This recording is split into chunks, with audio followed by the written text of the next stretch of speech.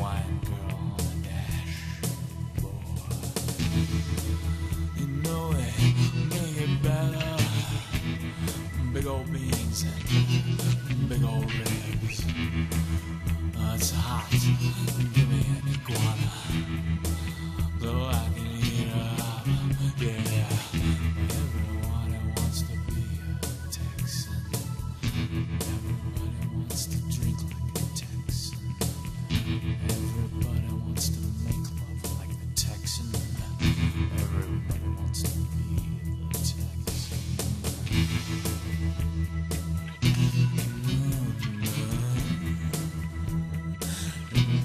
I wanna be a big boy, drive a big bad car and a big bad girlfriend. Everybody wants to be a Texan. Everybody wants to be like they are, rich from the oil fields.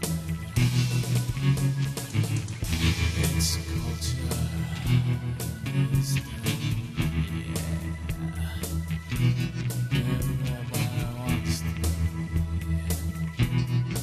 a little crappy Texan melody, yeah.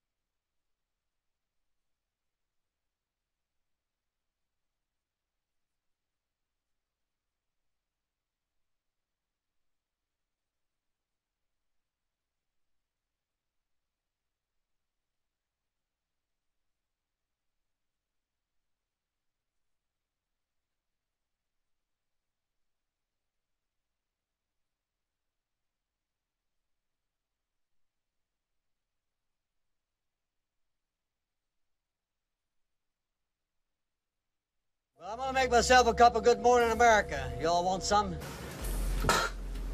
It's the best damn coffee you're gonna get anywhere, buddy.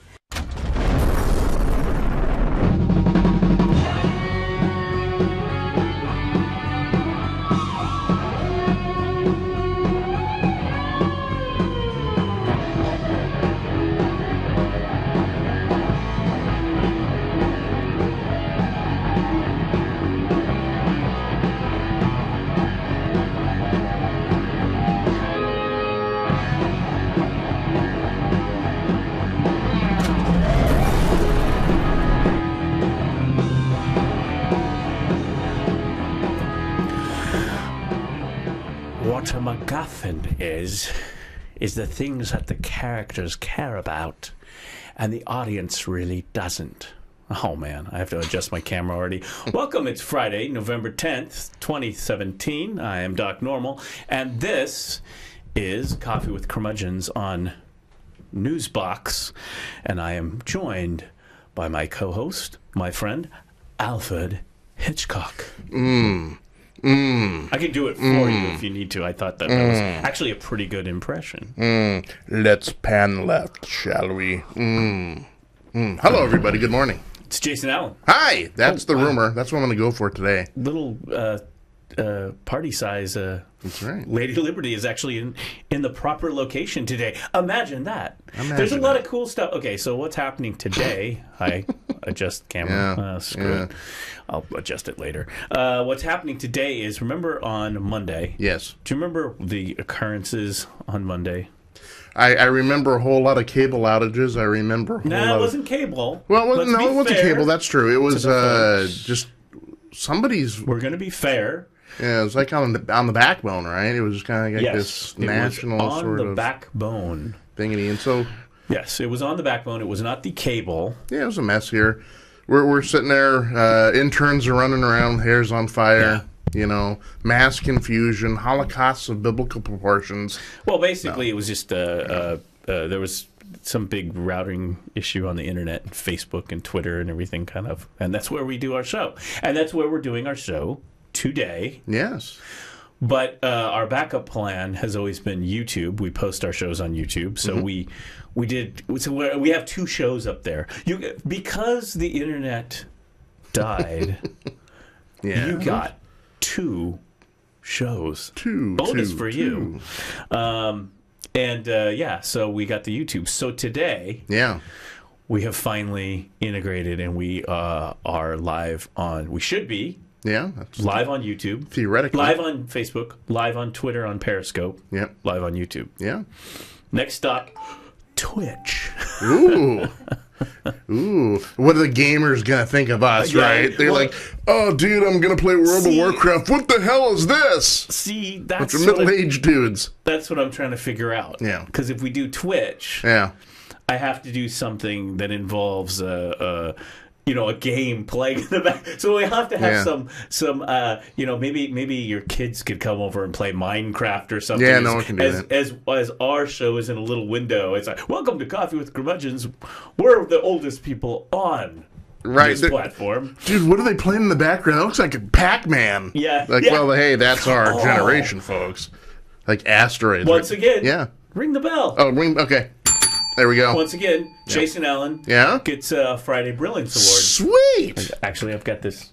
Oh, nice little sweet. award. Well, I'm gonna hand this over. Since I already have a fabulous Oscar, I'm gonna go ahead and hand this over to our esteemed guest this morning. Yes. That way she can do the Ramblin' Rod thing, and have both hands up there and everything. We have a guest. Yes. Yes. So tell us. Well, okay. If people don't know her, they'll just call her Ms. Mitchell. But since we're VIPs and in the know, right, she is High Octane Heidi. All right. Heidi Mitchell. She has got this fabulous fundraiser going next Friday, the 17th, down at Pure Space in Northwest Portland off of Overton.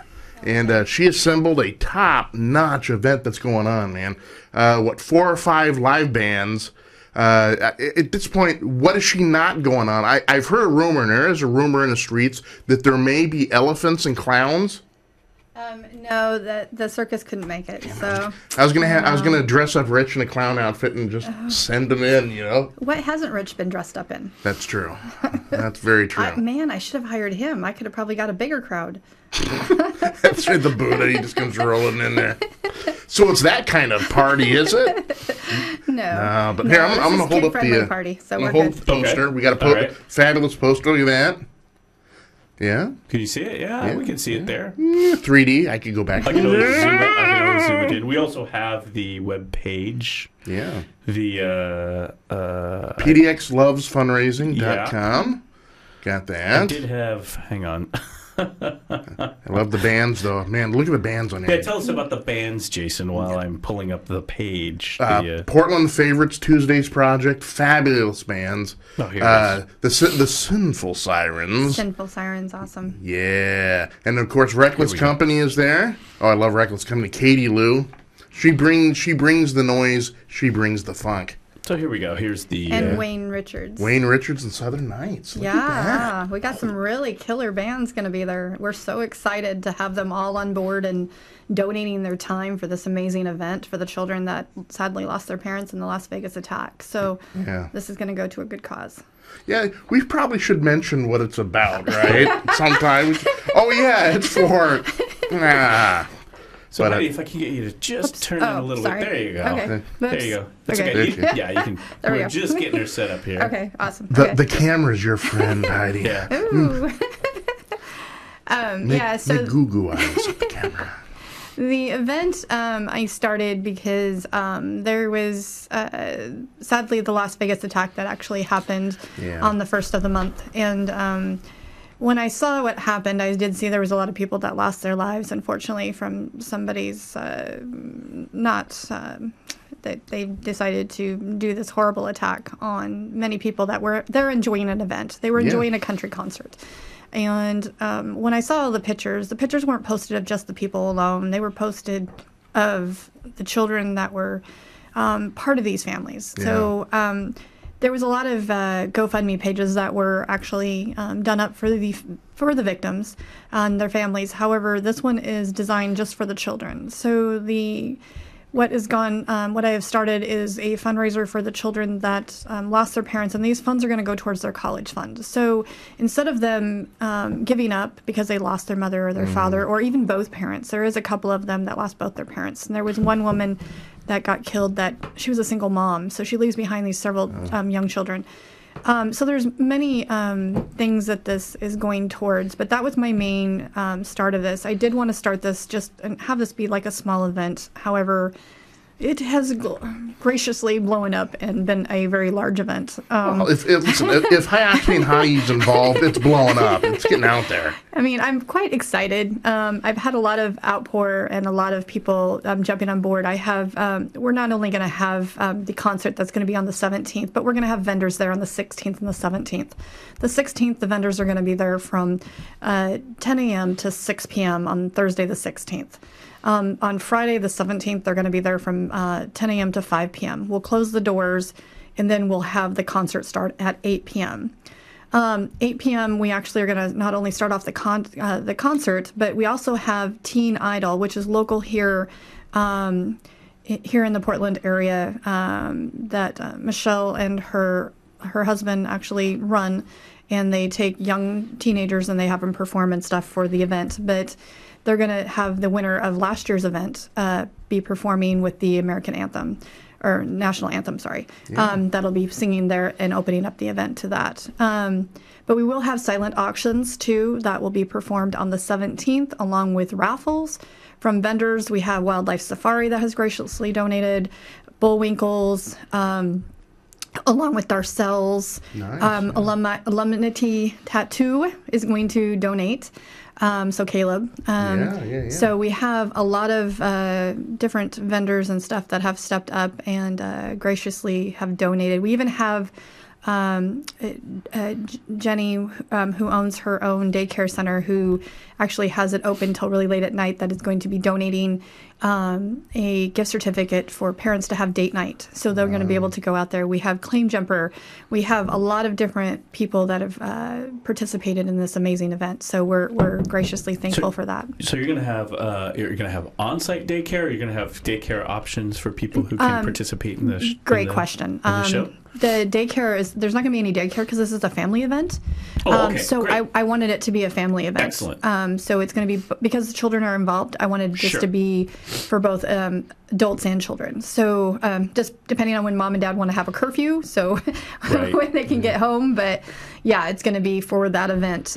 So they're going to be, so it's both for children and adults.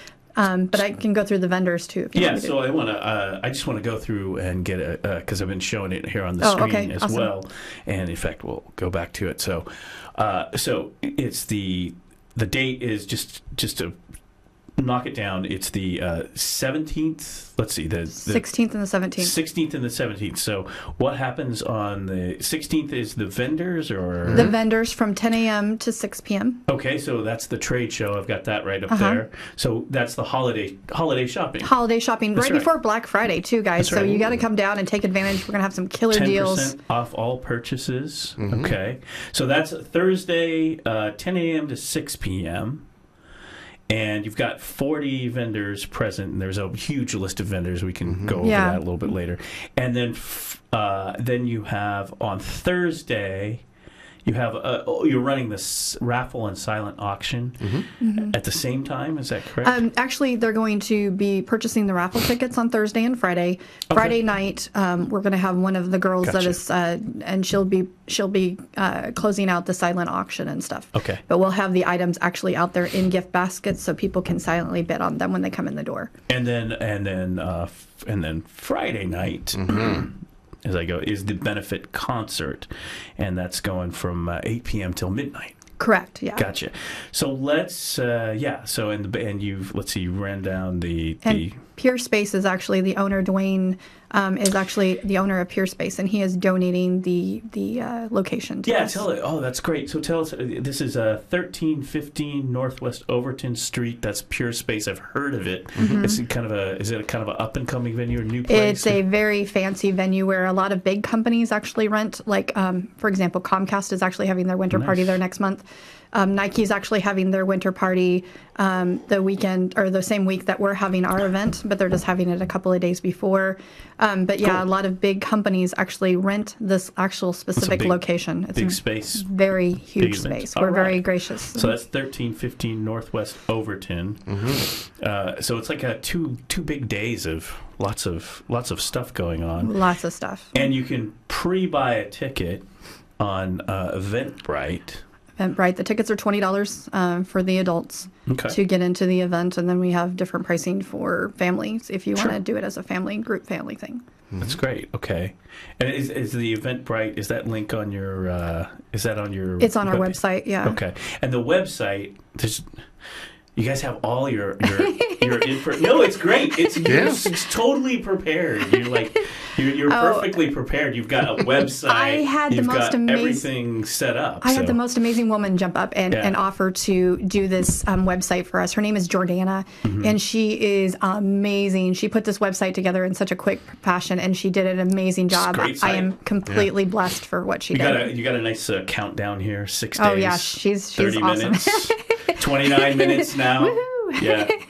No, it's good. It's so you've got your webpage is pdxlovesfundraising.com. pdxlovesfundraising.com is the main website that has all the information. We also have Dad's Move that jumped aboard because we put this together so fast that we weren't able to make this a 501c in such a short period of time. It takes up to 18 months to make it a 501c. So Dad's Move has jumped aboard. They're based out of Tacoma, Washington. But I reached out to them, and they were graciously on board to back us up with this whole fundraiser event. So with them being a 501c, we are considered a 501c not profit, because we're not making any profit, but organization to do this. So, And it's all, with the 501c3, it's all tax deductible too. So if you feel you Yeah. can feel good about giving, oh hey, it's all tax deductible. Yeah, Exactly. So we're definitely excited about that. So. that's right. Great. Come and see some of the best Portland bands Friday, November 17th at 8 p.m. at Pure Space in Portland, Oregon. Sinful Sirens, Tuesday's Project, Reckless Company, Wayne Richards, and Southern Nights. Nice. This is fantastic, folks. You need to get up to their webpage right now. Check it out. Get tickets. Not just one, not just 5. Get like 10 of them. You can stocking stuffer them all before the stocking stuffer, but just do it anyway. Stocking stuffers early. That's right.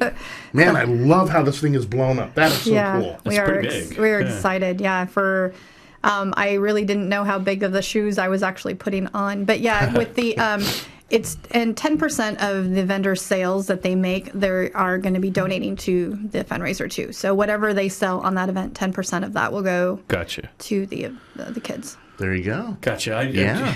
And there's tons of info there. So, and if people have questions, is there a email or phone number or whatever? Yeah, they can actually email me directly at pdxlovesfundraising@gmail.com. Okay. Or you can call me at 971-413-8828, and I'd be happy to answer any questions. And that is the official High Octane I Heidi use phone hotline. number. Exactly. Yes. Yep. And she answers the phone every time. High Octane. And it's, oh. That's good. Someone's got to answer the phone. That's. Yeah. Well, actually, Wait a minute. Yeah. hang on. Yeah. Oh, yeah. There is yeah. a phone number here that we do. can answer. In fact, look, it's unmuted. It's 503-395-5040 if someone out of there wanted to call in. But, Okay. the little secret is most call-in shows, Yeah. they have the people out there calling in. See, we don't. Right. So we don't have our ringers out there. It's like the comedians, some famous comedians who go out there on stage and they pay people to sit in the row and clap and laugh and everything. We don't do that here. Well, Because we don't have the budget. we see that's not So true. it's all pure. We got one person, Yeah. Rich, but he's still sleeping right now. Yeah. Oh, I know. Yeah. And Mark sleeps during the day too. So, Right. So yeah. I mean, Yeah. James can maybe call in, maybe if he's not working. big game. People Yeah, would yeah. argue that we Yeah. are sleeping right now. Well, But anyway, it's that's the Coffee with Curmudgeons number, 503-395-5040. Not the PDX Loves Fundraising. That's a different number. And you can go find it, and you can do pdxfundraising@gmail.com. I was also going to pull up here. You do also have Facebook, and I have Facebook. We have Eventbrite, Twitter. Yeah, I tweeted out the you're at PDX Loves LV Kids. because it wouldn't let me do the whole name. Right. It gave me a cutoff. I was like, okay. But you can do 240 characters, so PDX does LV Kids, and we tweeted that out from our NuzBox. Wonderful. I appreciate that. There's just, it's an information-rich day, isn't it? Shall we? You don't need to see my login and my Facebook. Here it is. Yeah, PDX Loves Fundraising. You have a web page here. I feel, you know what? I feel like I'm doing Turning Left. I'm producing Turning Left Right. and hosting the show. right. Yeah. This is what I do at Turning Left. I just throw up a lot of web pages. Oh, look, there's Jason's chat. Oh, and just I'm gonna give a little teaser here, a little teaser. Okay. And I'm gonna hint at it. That what you're seeing, what you saw on the screen, just may be the cause of the week on the next show. I'm just gonna tease it right there. I'm gonna walk out, set it down, So and six days. Yeah. 6 days from Yeah. now. So it's a week, basically next weekend. You guys can come out and do a live remote from the location. I mean, heck, we'd love to have you. That's an interesting There. idea. I'm gonna do the Alfred Hitchcock again. You ready? Interesting. Yes. We'd love to have you out there if you want to do a live remote. Well, that's. I'm inviting you. Thank you. Yes, Thank you. yes. We will. We'll take that under consideration. I can't see. I can only do it with the MacGuffin because I watched. A MacGuffin is. The reason I did that is because I watched this interview with 1972. Yeah. You know how you go to YouTube Okay. and you watch all the coolest old stuff ever. Like I said, if you're a fan of this show which makes you a curmudgeon, and there's stuff we're going to be doing about that, by the way. Will happen before the holidays, won't it, Jason? Yes, it will. Is We it think will? so. Yeah. It'll be there. Graphic designs are being They're being prepped. they're being prototyped. Yeah. But as I've said, if you are a friend of the show and you have not gone to YouTube and put in the search bar Merv Griffin Devo, that Please is do one. so. That's actually a merit. That's going to be a curmudgeon's merit badge that you have to watch the Merv Griffin Devo. Right, we're giving out marriage badge like the Boy Scouts, right? Here's your Merv Griffin patch. Ixnay on a schnicknay. Oh, Anyway. shit. So anyway, I always watch these old crazy stuff, and I happened on a suggestion was Alfred Hitchcock interviewed on the Dick Cavett Show in 1972. So Yeah. it was just mesmerizing, and at one point it's like, what, Dick Cavett's like, what's a MacGuffin, Alfred? And Alfred goes, Dick Cavett. he's kind of sitting there. Yeah. A MacGuffin is a thing that the characters in the movie. Anyway, Yeah. that's crap. Anyway, Yeah. that's why it just popped in my head. Silly stuff pops. Poor Heidi. She's like, what in the hell Well, are you guys talking about? silly It's all stuff. good. Silly stuff. I went down there and just kept talking about MacGuffins. I mean, I don't know. Silly stuff pops into my head. It does. when we do the We're show. talking about That's kids, how so we do the silliness show. works. Excellent. There you Yeah. go. So yeah, and then we're just barraged with all this information. That's right. PDF stuff. No, I mean this is great. I mean, how long? So how from concept to execution? So you had this idea, right? Yeah. And now you've got this excellent website. Mm-hmm. Again, good Yeah. website. I Jordana might did- actually want to get the name of that web design. Jordana does. Yeah, she's Yeah. actually designing my my personal business website too. So, Yeah. but yeah, she is amazing. She is Yeah. just got the biggest heart. I love her to death, and I worked with her for a while. Yeah, we may want to Network. network with Network. her because Jordana, a really be up for nice, that. really great website. So how long did it take when you what did you do? Just like wake up one morning and you went, I just sat there and I said, I want to. Eureka! I just said I want to do something. I mean, I saw all the different the GoFundMe pages and Yeah. stuff like that, and I saw how big that they exploded. And I didn't know anybody personally, but my husband and I went to Vegas in January with my best friend Amanda and her husband. Everybody goes to Vegas. Oh, right? everybody goes to Vegas, exactly. It's like New York. It's like a rite of passage. Kind of reminds me, after 9/11, every American was a New Yorker. It's like New York's a great city. Vegas is the great party city. So, when big New Orleans after Oh, yeah. Katrina, right? These Exactly. are great American cities. So Right. I remember when Portland, we did fundraising and all that stuff after 9/11. So this is kind of like, to me, like Portland no, I doing agree. something for Las Vegas. No, exactly. And I wanted to do it to be, and so I was kind of brainstorming a little bit and brainstorming with my good friend Mark and saying, okay, buddy, this is what I'm thinking. And he goes, run with it, and see what happens. And Right. so I did. And my husband completely thought I was off my rocker. And when I went to go, he met James! No. I know. No. With so I met up with Milwaukee Elks, but sadly they were booked up, so they couldn't do anything until after the first of the year. And I just wanted to make sure that this event was clear in people's heads. We have, and sadly, we've had so much more tragedy happen since the Las Vegas attack with Texas and the fires in California and the flooding and stuff like that. So I'm only one person. I cannot do it all. However, I had already stepped up and wanted to do something for Las Vegas. So I just ran with it and met with Milwaukee Elks, like I said. Then I messaged Peerspace just out of the blue. They were wanting to meet up with me. And instead of handshaking on the deal, we hugged on the deal and made it official. So, That's great. he was more than happy to do that. And he also owns oh my goodness, I just completely went blank. But he also owns a production company too, so they're donating all the chairs and tables and the stage and everything too. So Gotcha. that's So fantastic. again, this was like about a 5-week ordeal. about 5 weeks. Yeah, Wow. yeah, 5 weeks. That's good. It took me 5 weeks. So like kind of end of September, start of October-ish? Yeah, Wow. yeah. So by the time this is going live, it's going to be 5 weeks. Wow. That it took to put Very, together. very good. Yeah. Very good. I mean, like I said, I'm just impressed with you pulling all the, a nice website and all your stuff together and the Eventbrite and having it. And of course, not just, see, I'm just mesmerized by all the web presence that you have. You actually have an event in physical space with like, what, 5-6 bands and the auction, and I have a silent auction. How many vendors again? Was it? We have almost 40. Yeah, we have Unique, Verbena Botanicals, Jessica's Creations, Terrence Pet Toys, Elegant Gemstone Jewelry, Sensei Star, Lip Sense, Curvy Diva Parties, which is my business. Okay, Rodent and Fields, Happy Handmade Products, Arabelle Boutique, Pampered Chef, Young Living Essential Pampered Chef. Pampered Chef is like a cooking company. It's pretty cool. They got great cooking stuff. Young Living Essential Oils, LaRue, Hope, Heartcrafted Creations, Party Light Candles 31, which is a storage company kind of thing. Leonora Designs, she makes amazing designs, clothing designs. Peggy's Handmade Chocolates. Yum. Someone's antenna just right up there. Okay.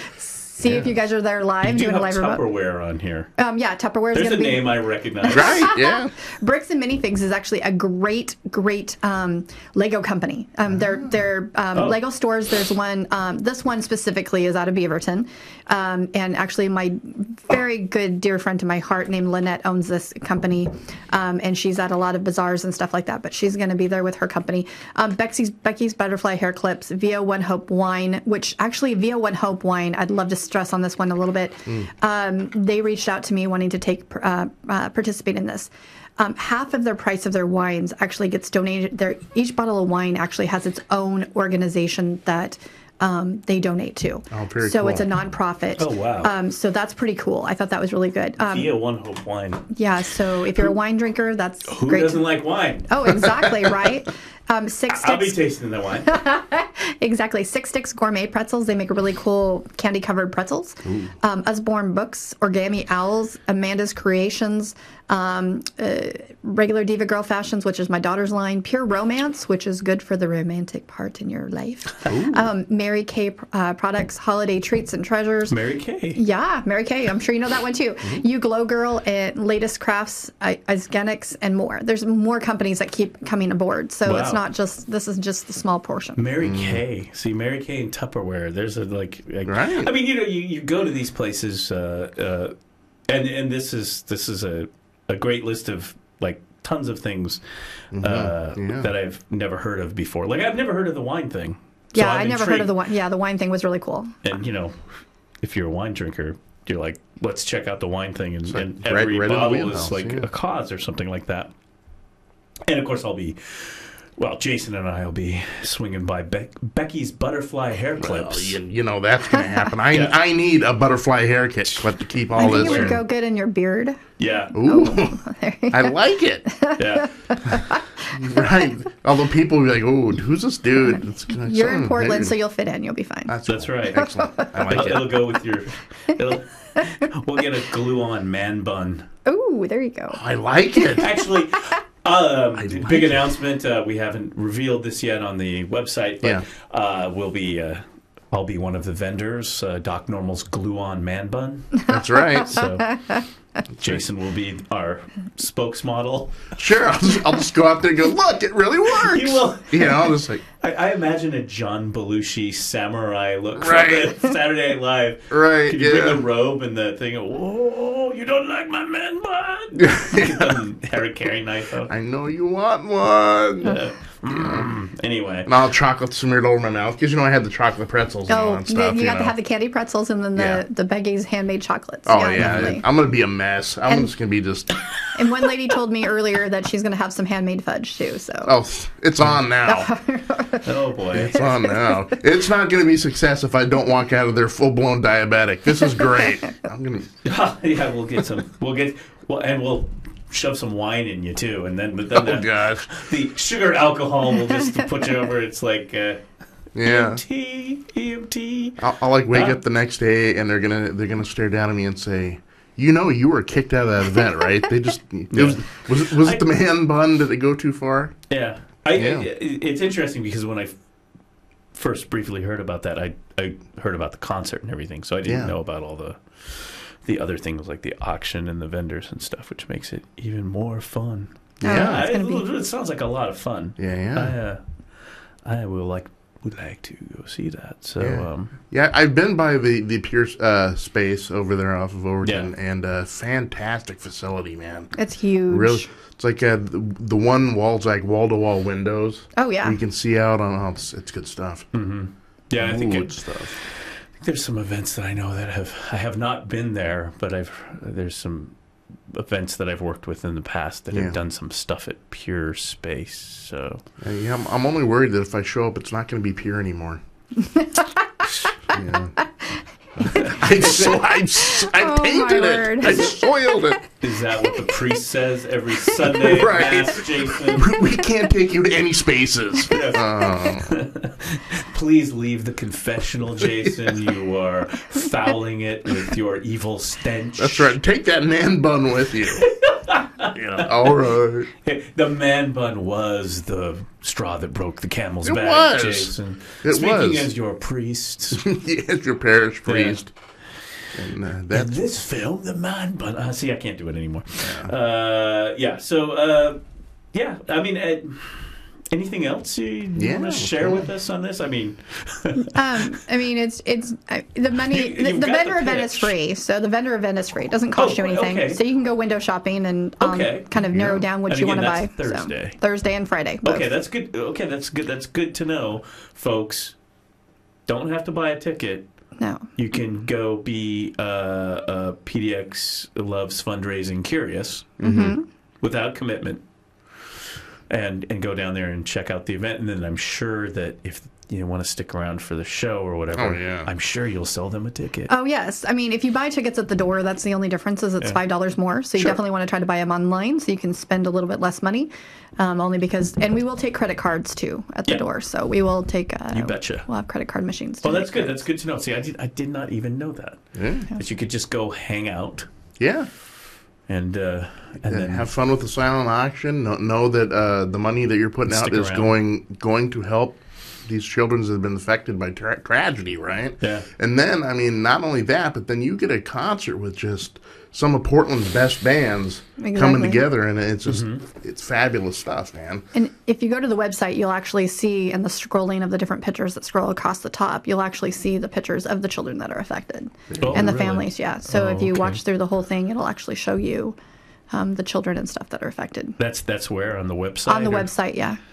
Oh, There we okay. go. Benefit trade show, donate, contact. At us. the top where you'll see the different things where it has the countdown, and then right above there you'll just see the different pictures. So you'll have like the college hats and stuff, and it'll say, Oh, okay, yeah, on the thing. I see what you get. Yeah, you Yeah. got this. I'll put that up there just for. there you go. Yeah, That's yeah. all the children and stuff that were Oh, affected wow. by the. There's over 30 children that lost their parents. Yeah. Over 30, which is just, and that's under the age of 16. So Yeah. that's not even the adult children that lost their grandparents and their parents. Yeah, it's one of those tragedies that literally boggles the mind, and people have a hard time processing that. And I remember, I all of us remember very succinctly when it happened, and it's just hard to process that sort of just, mass tragedy. It does. It And- broke my heart completely. Yeah, and Yeah. it is awesome, and so I feel incumbent upon myself as just a human being to thank you, man, for stepping up and doing this, because this is pure heart, Yeah, and a lot of work. and a lot of work, Yeah.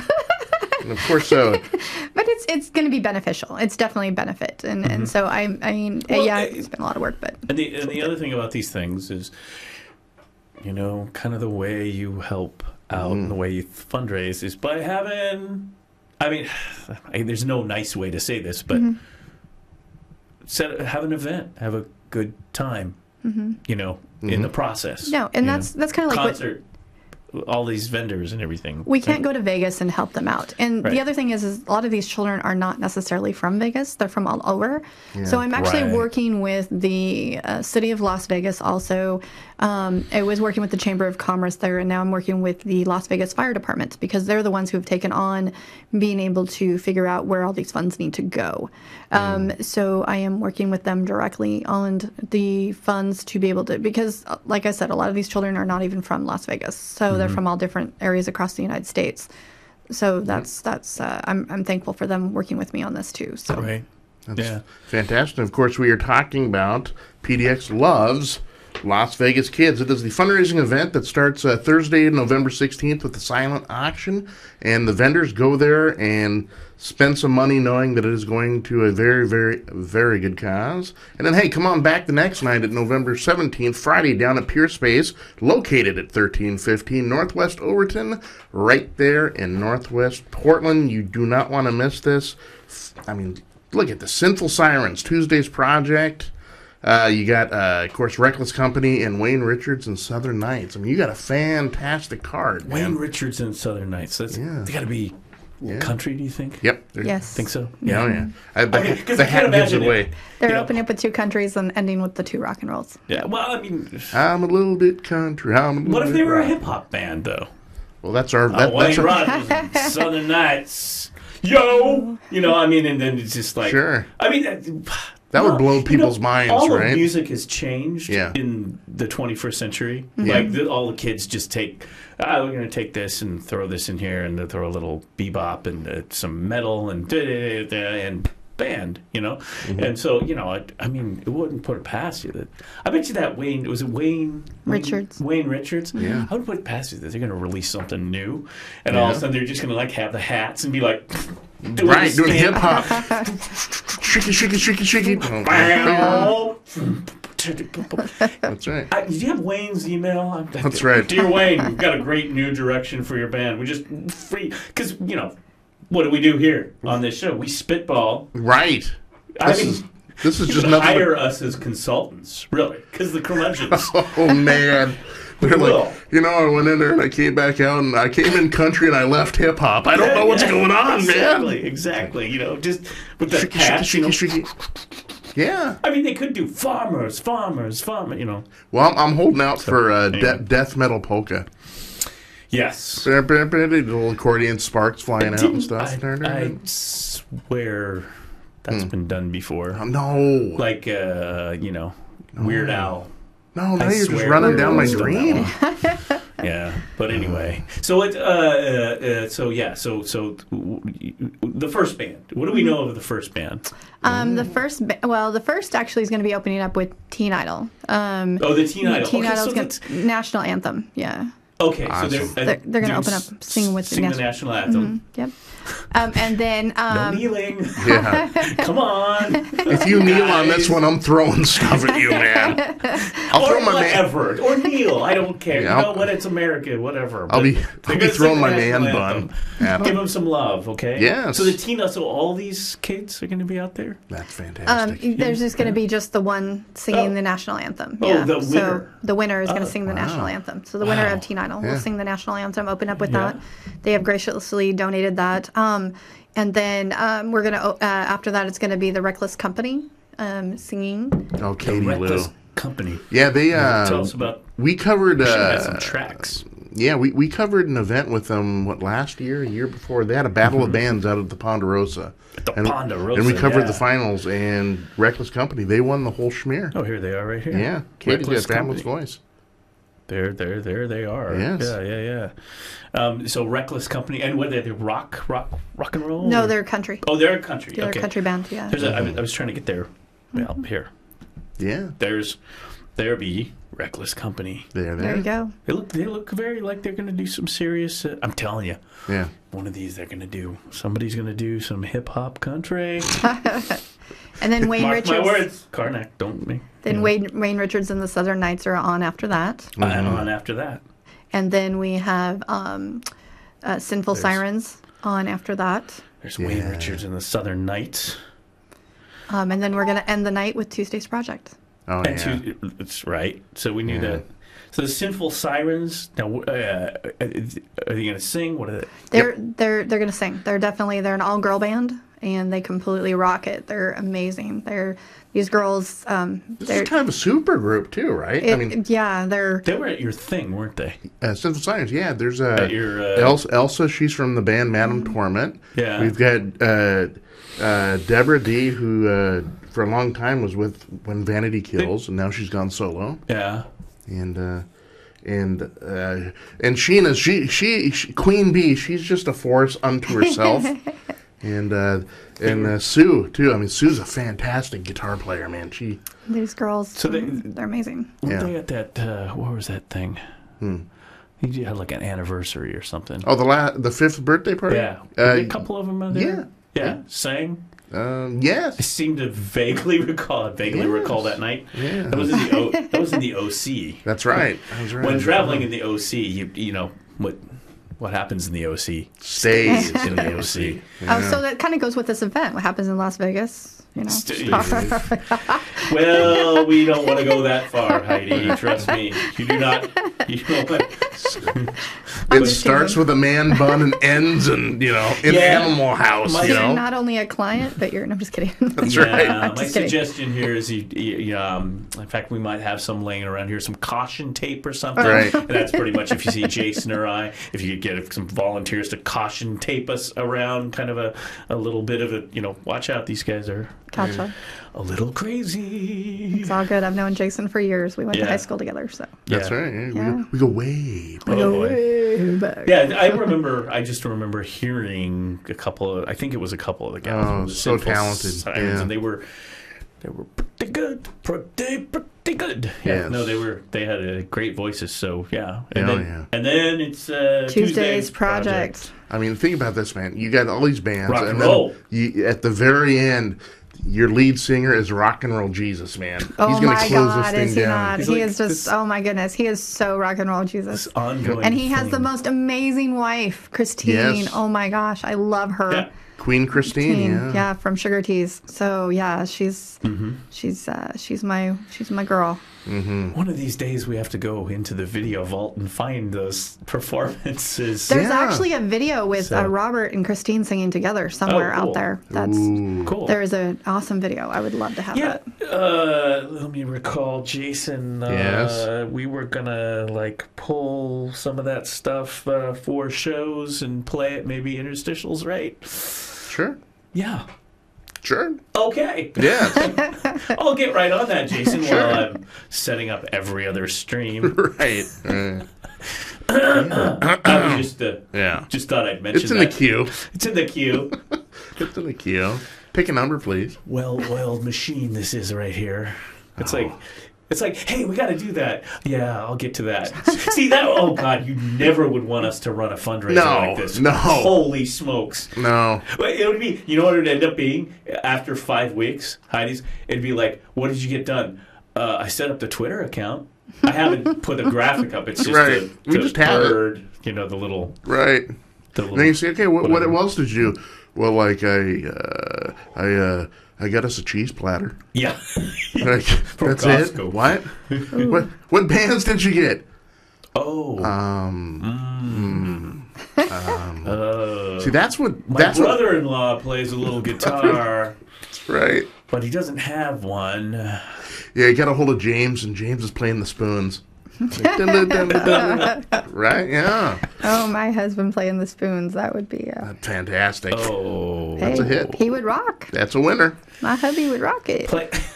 See, that's what makes this whole fundraising and Heidi's organization of it so impressive. Yeah. Just because knowing how crappy of an organizer I am, it's like, holy cow, man. She's. I mean, I have to give a shout out though to a lot of my amazing volunteers that Yeah. have stepped up to the plate and volunteered to help me, because I am one of those ladies that likes to wear all the hats, and they sat there and they spoke up and said, Heidi, you can't do this all by yourself. You're going to completely just drop. And so they said, let me do this, let me do this, let me do this. So for, that's great. Lynette and Rachel and Becky and so many others out there, that Linnell from my work, and my boss is actually going to volunteer on Friday night to be one of the volunteers.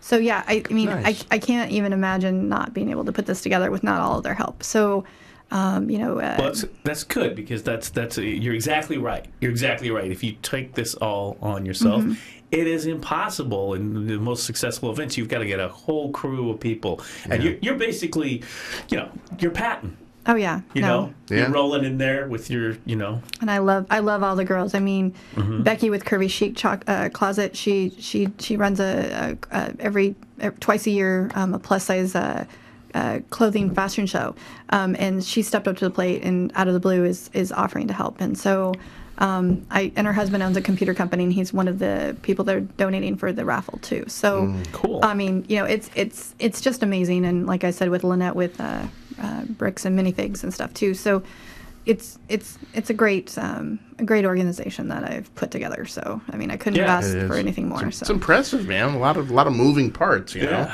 Sounds like fun. Yes. See, now you've you guys are gonna have to come aboard. sold me. You're gonna have to come aboard, Kinda and we'll have to put together another fundraiser, and you guys will have to come aboard onto the volunteer committee and do our live remote from the event. Can we bring the desk? You can bring the desk. Lot of desk. Yeah. You bring the desk. Can we bring the plant? Yes. Oh, did you water the plant today? No, you didn't. It's no. gonna die. No, I'm worried. Yeah. She's hanging in there though. It's going good. Going good. Going good. I know. Yeah. It's the best plant I've ever owned. That's Successful. The most successful plant I've ever That's owned. the kind of plant that I need, is something like that, because I kill them. I have. Me too. I have a killing finger. Me too. Me too. Me too. Me too. I cannot. Yeah. I mean, to me, plants are in the forest, in the trees. I go hiking. Look at all these plants. They're wonderful. They're like feral cats. They take care of themselves. They do the Mother soil. Nature takes care of Yeah. it. Yeah. But you bring something into water. I've killed cactuses. People are like, no, I'm not joking. This is the What the desert couldn't do, Doc did. Dun, dun, This is the dun. truth. Yeah. I am not lying. This isn't a joke. I've killed not one, but about 4 cactuses. People are like, we can get a cactus because they really aren't hard to manage, right? And they don't take a lot of water because they're from the desert. Well, Dead. It's like, how did you kill this? I don't know. It was a cactus. You said it didn't need water. right. So, and I come, and all the people in my family, they're all like about the landscaping. My step grandfather was a landscaper. My grandmother was a green thumb. Like my mom. Okay, you go into my grandmother's little pensioner apartment, right? And you basically look like you were in the lair of poison ivy, Ooh. right? It's like, where's Batman and Robin? I know they're in this vine somewhere, Grandma. In the greenhouse. Yes, Yeah. yes. Her place was a greenhouse. And it was just like vines growing everywhere. It was a jungle in there. Yeah. It was like, you walk in there and it's, Grandma, the horror. It right. would be like, you're Martin Sheen going, An apocalypse now. Grandma's yeah. gone a little Joseph Conrad on us. We need to go in there and extract, And then there's Doc with And the then there's- cactus. Yeah. Yeah. Yeah. And it's sad. I mean, it's like, how do you explain to your kid Yeah. that she logically figured out to get you a cactus because you're not going to kill it and it's going to survive? It dies, and it's like, Dad, you kill everything that you touch. Right? See, I could be a Batman supervillain. I'd just be like, That just means this Christmas I'm going to have to get you a chia pet. no! Chia. I've had one of those. Yeah. I got a chia pet. Yeah. I got one because I never had one. I always used to see the commercials, and I thought they were silly. And one day, when I was an adult, I got a chia pet. Mm-hmm. Got it. Followed the directions. You basically spackle on the chia seeds and everything. Yeah. You water it. And... Oh yeah, you water it. I followed the directions. You know what happened? It like molted. It grew. It grew, and I was like, I came out and I was like, oh look, the chia pet grew, right? Yeah. And it's like, I didn't know that they had albino style chia pets. What it was mold. Yeah. The seeds had rotted on the chia pet, and then it had molded. And you know how the mold grows, the spores grow out? Yeah. It had made a spore white mold fuzz across the chia pet. Oh, man. So I had a flocked chia pet. It didn't grow. It mutated. But I threw the damn thing out. I was pet. I was like so moldy chia pets, dead cactus. Right. Yeah. Yeah. Don't get your plants near me. Poor Heidi.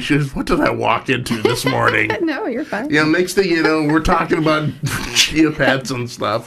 It's way off in left field. Well, It's all I mean, good. that's what we do here. Yeah, that's I mean, true. it's not like Hayden wasn't around the other show. Oh, God knows what yes, that was about. wow.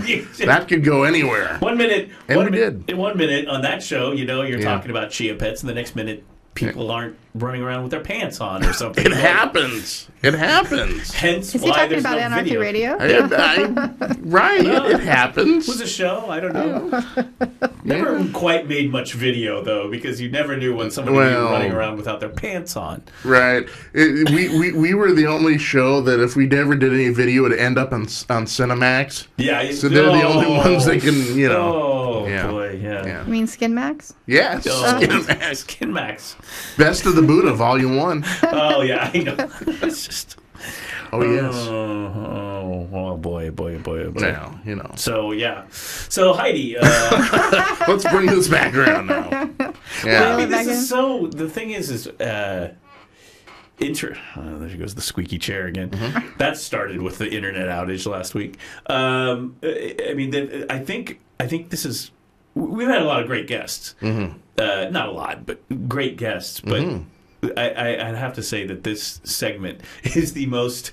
I mean, it's designed for AM radio, 20 minutes an hour, which is funny because. Right when we were hitting the button to go live, you got a call from KOIN. Was Yeah, it? Coin, Like, they Coin, just yeah, Coin called you TV, up, yeah. Coin you know? TV, yeah. Yeah, like just as we were going live, your phone rings. It's like, oh, it's KOIN. It's like, sorry, I'm doing the Coffee with Curmudgeons. I will call you back once I'm done. Sorry, to Mike schedule. Donahue or whatever. I don't even Yeah. know. He's like retired. I'm gonna be on the or- news tomorrow morning, actually, in front Oh, of the venue. yeah. So you're gonna be. I got a gig for them tomorrow. You're gonna be. See, so you're here in the farm batters farm Right, league right. here. Everybody's Tomorrow's important. Major Leagues. Today. Everybody's important. Yeah. So Well, you got your pitch. I mean, you got it down. I mean, you were like, well, we got the pitch, and we've got about hour and 40 minutes of show left. There you go. Yep. What are you looking forward to? I am looking forward to seeing the Other than it being over with. well, yeah, that too. But I'm looking forward to seeing the final outcome of everything and seeing all the love and support that'll be there, supporting everybody, supporting the bands, supporting the vendors, supporting the whole cause, and supporting the children. In the end, that's what you're supporting. So it's not just supporting the vendors and the bands; you're supporting the kids in the end. So that is my main goal, is to see how that works out. So I did start PDX Loves fundraising. Besides doing DBA as PDX Loves Las Vegas Kids, only because I said that if this went well, Right. Yeah. that I might look at other fundraisers in the future. So this is something that I might look into, but I'm going to need a little bit more than 5 weeks. So, Well, longer term, that's great. You have a longer term goal, which I think is awesome. You know, because Fabulous, yeah. What happens with these fundraisers and things is people, in the past, people come in, they do their thing, wrap it up, then they're done, then they walk away, and it's done. And I think it's better that you, come up, because you've created this infrastructure, this network of people and volunteers and people who are passionate, and you've got a brand, you've got your websites, you've got everything that you can use. People know about you and where you're at. And what you're doing, and so you can use that. Next year or next summer or year round. I mean, sadly, tragedies happen all year round, and so there's always something. Yeah, there's always something. I mean, like this year we had not only our California fires, but we had our Oregon fires. We had all sorts of different things, and then storms, hurricanes, Florida, Texas. Where I work on a daily job, I've had phone calls from people that were affected by these. I had people that were calling in and telling me how sadly that the Red Cross was not there for them, but the Salvation Army was. And so that made me make the decision to where I wanted to donate my money to, because I wasn't able to be there. But I wanted to, if I could have put something together for them, I probably would have. I just don't. It's not that I don't want to. I do. It's just I'm busy with a lot of different other projects going on. So one at a time. Yeah. one at a time. I'm only one person. So if I had a business and had a business location and I had a lot of different people working for me, then I could point them all in different directions to organize this. But sure, but you get there. I mean, yeah. you got this big fundraiser to do. Exactly. I did get from a message from the lodge. Mm-hmm. Excellent. Yes. There'll be more on that. Okay. Yeah. The We lodge? announce more. Yes. The lodge, The yeah. lodge. Are we Just talking? gonna leave that there. Yeah. Oh. And the It may or may not be a top secret. yeah. Kind of like the Illuminati or something like Well, that. the lodge wanted to message the Yeah. current Kahuna at the lodge. I don't know if we're gonna call it Kahuna. Grand Poobah. We gotta figure that out. Okay. But anyway, the message from the lodge is to mention that if you cannot attend, you can still donate. There you go. Okay. Good point.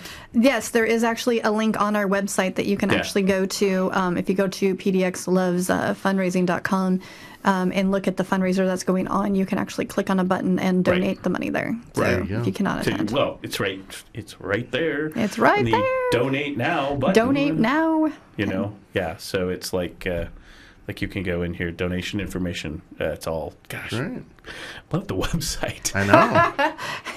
I'm envious. Jordana, It's if you're listening, girl. I like this website. Yes.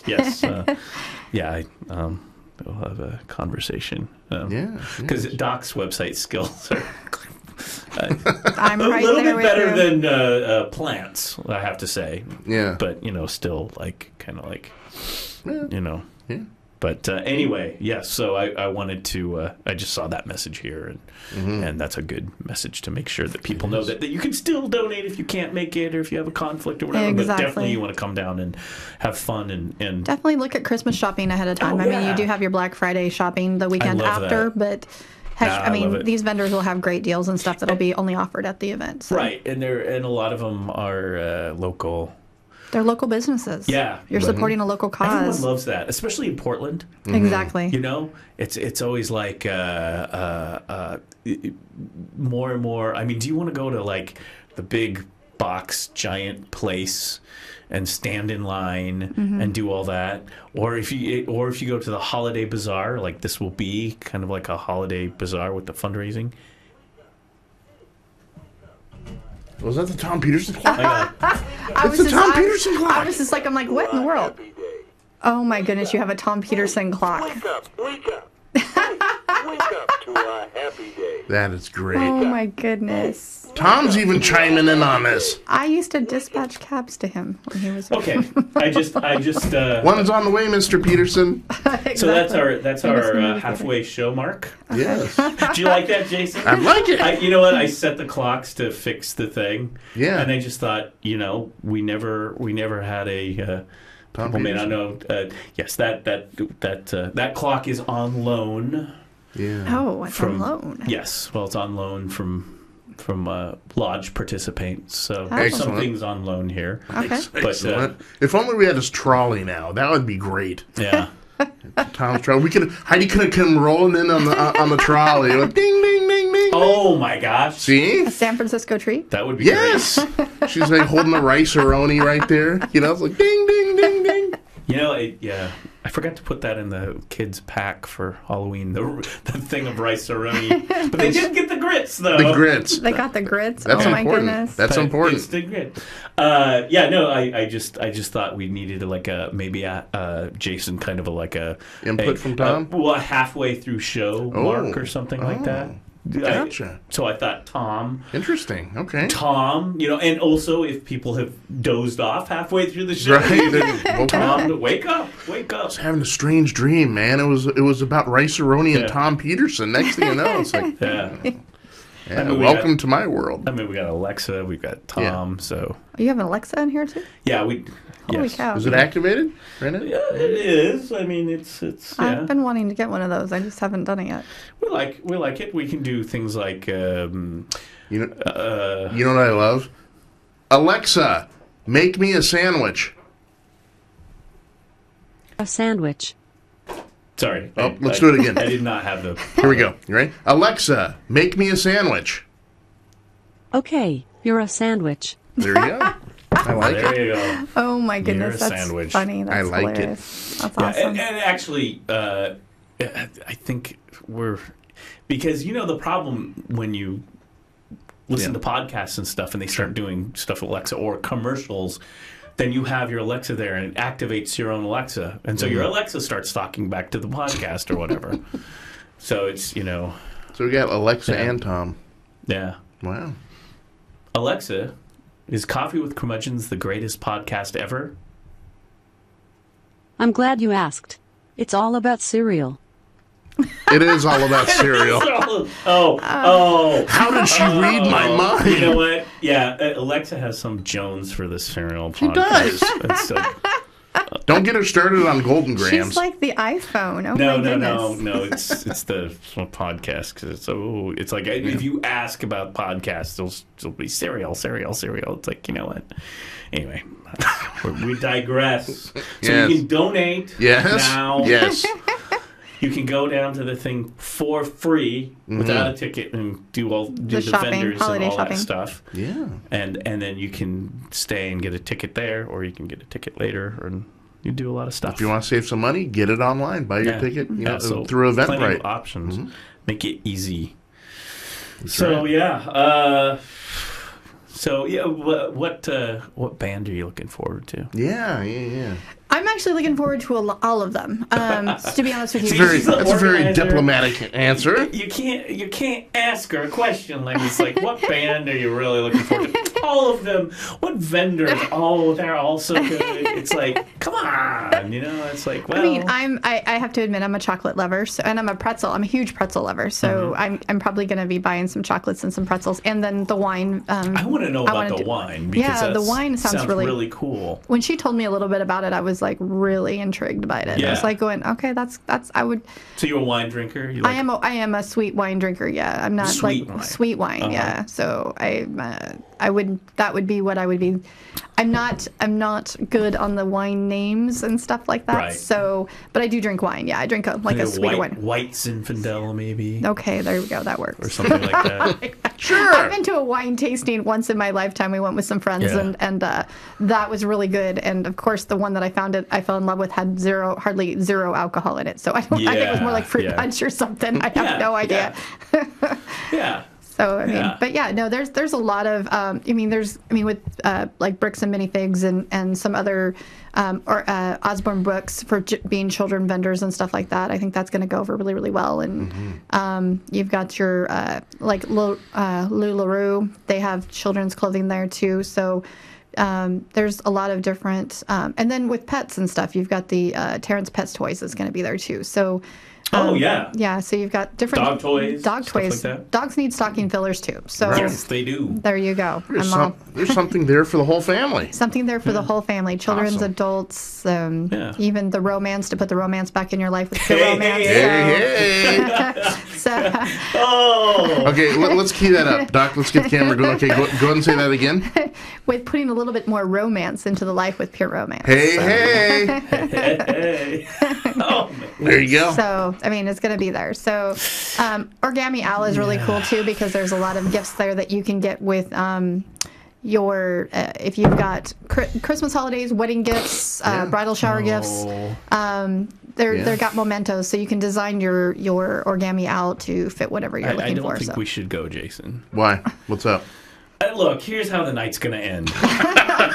Okay. It's like volunteers are calling security. Yeah. It's like, there's a bald guy and a weird-looking guy. The bald guy's covered in chocolate. Well, that happens. The weird-looking Melissa guy liked has that. a couple glasses of wine in his hand, and they keep hanging out at the romance section. Right. And the bald guy keeps asking if they have any glue-on man buns. Right. Glue on man buns. Right. The weird bald kid. He keeps winking. Yeah.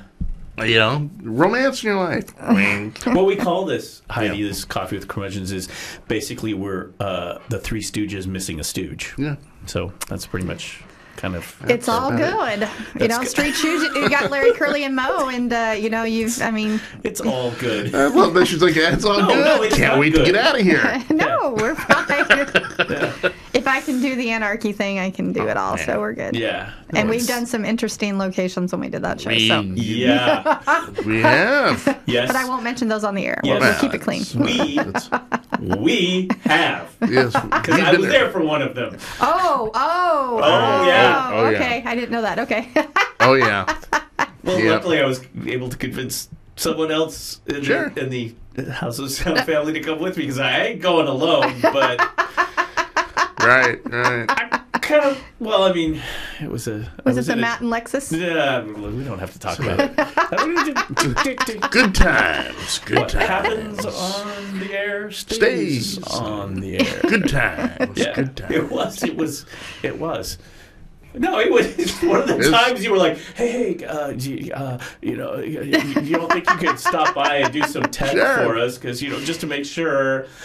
And Get I was on the like, air and everything, and "Where are you doing this?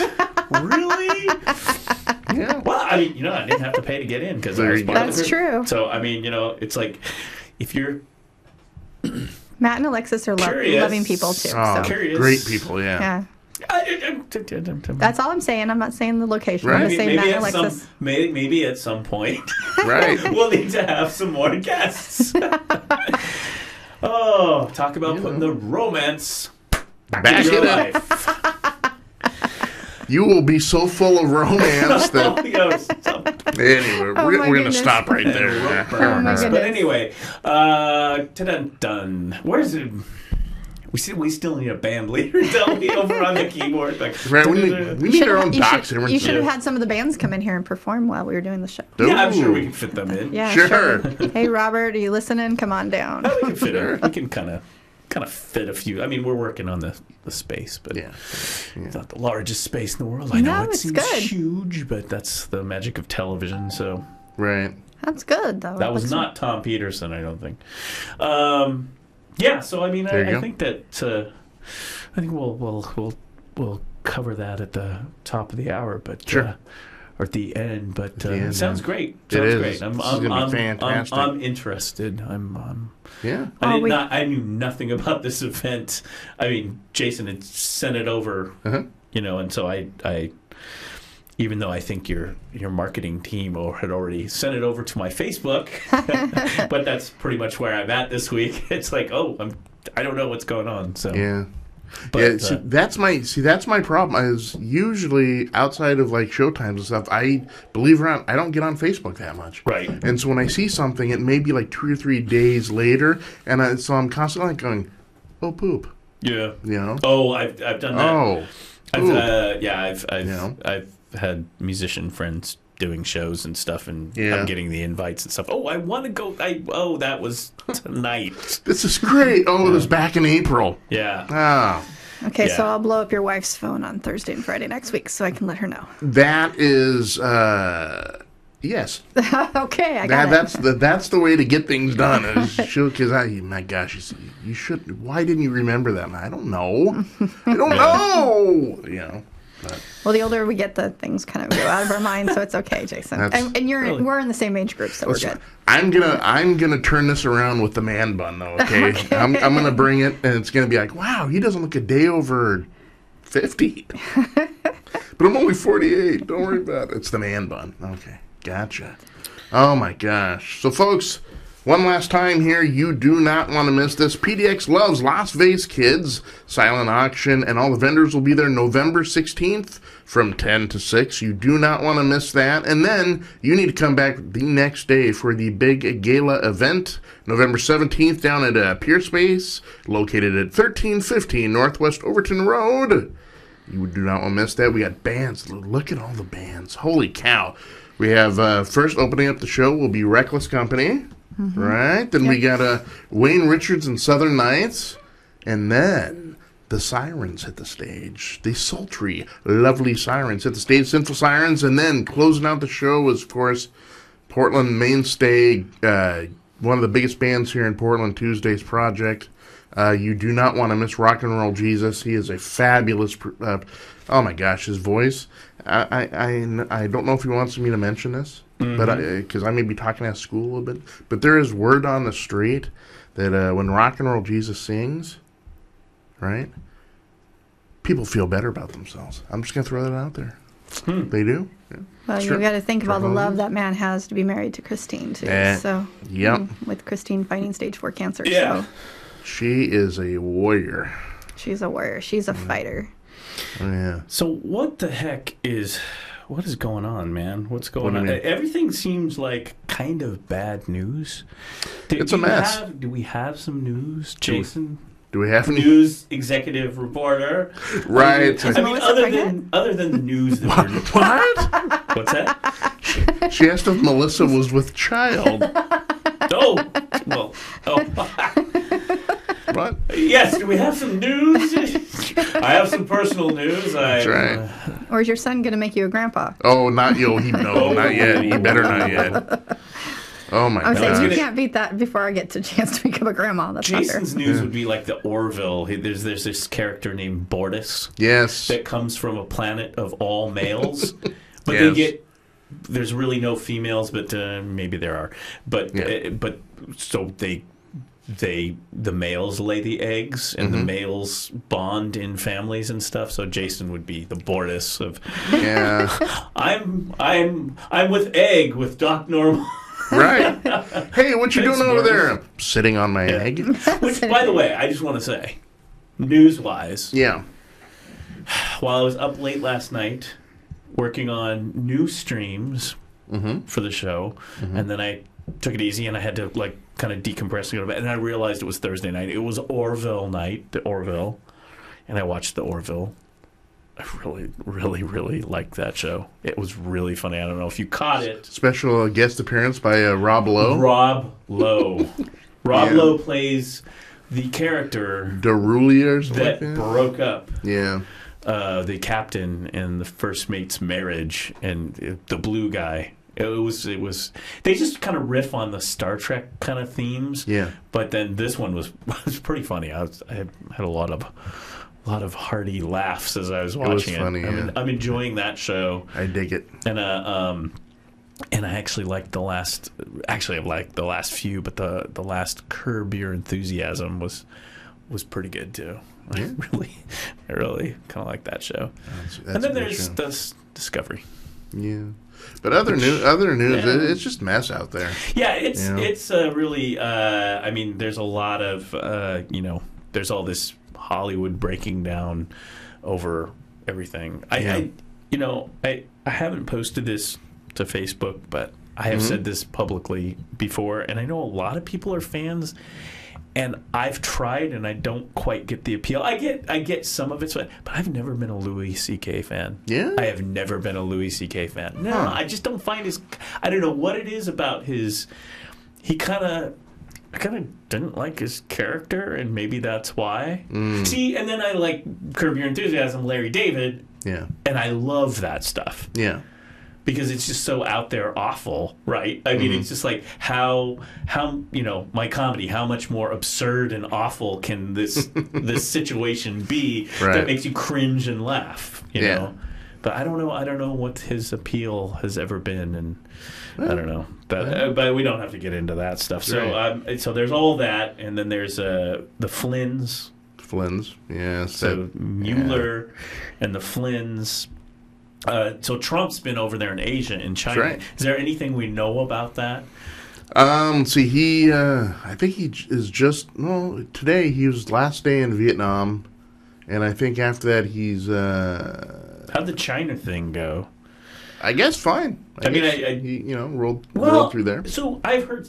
I have not followed this. I have not been up on the news, folks. I'm sorry, but whatever. I don't have to apologize to you. But who are you? No. But what I had heard the snippets of speeches that he gave. Yeah. Totally different.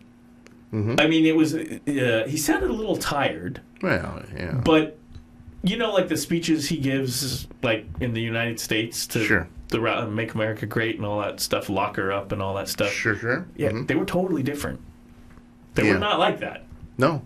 Actually sounded like he was kind of Yeah. trying to be a president kind of a thing. Yeah. And there hasn't really been any tweeting so much, No, right? it's been pretty. I haven't looked. We always... Yeah.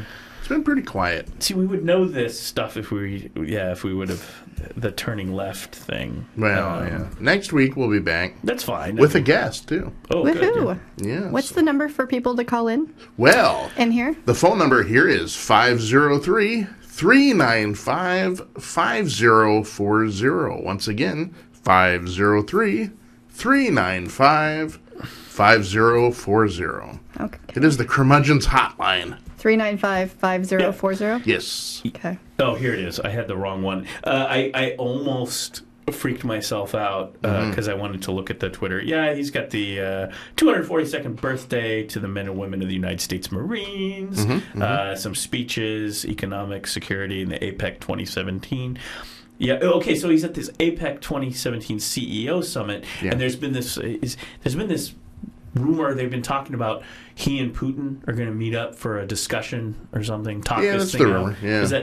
Do we know if that's happening or is that going to happen? They say they may informally just kind of like sit down for a few minutes, but I guess because of conflicts in the schedule, they won't have a formal, So yeah. how do you do? So 13 hours ago, he just landed in Da Nang. But yeah, the Twitter account's been kind of weird. But I need to kind of read up on what's going on because they, President Xi of the China, he's got a lot of stuff going on there in China. He consolidated his power, and now he has he did. Mao-like powers, which is kind of in a more capitalist type way. Right. So, and there's been this thing where we're expecting Trump to go in there and talk to him and kind of say, hey, America, we want job or some sort of economic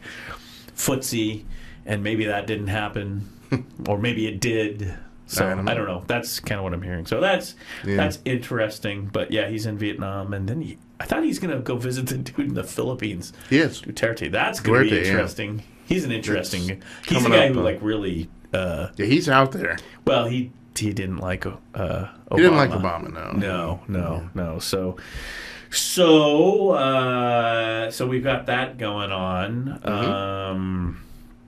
And then we got the Saudi Arabia thing going on. Saudi Arabia. It is quickly dissolving into kind of a two-party thing, and there is some legitimate concerns that this may devolve into a civil war.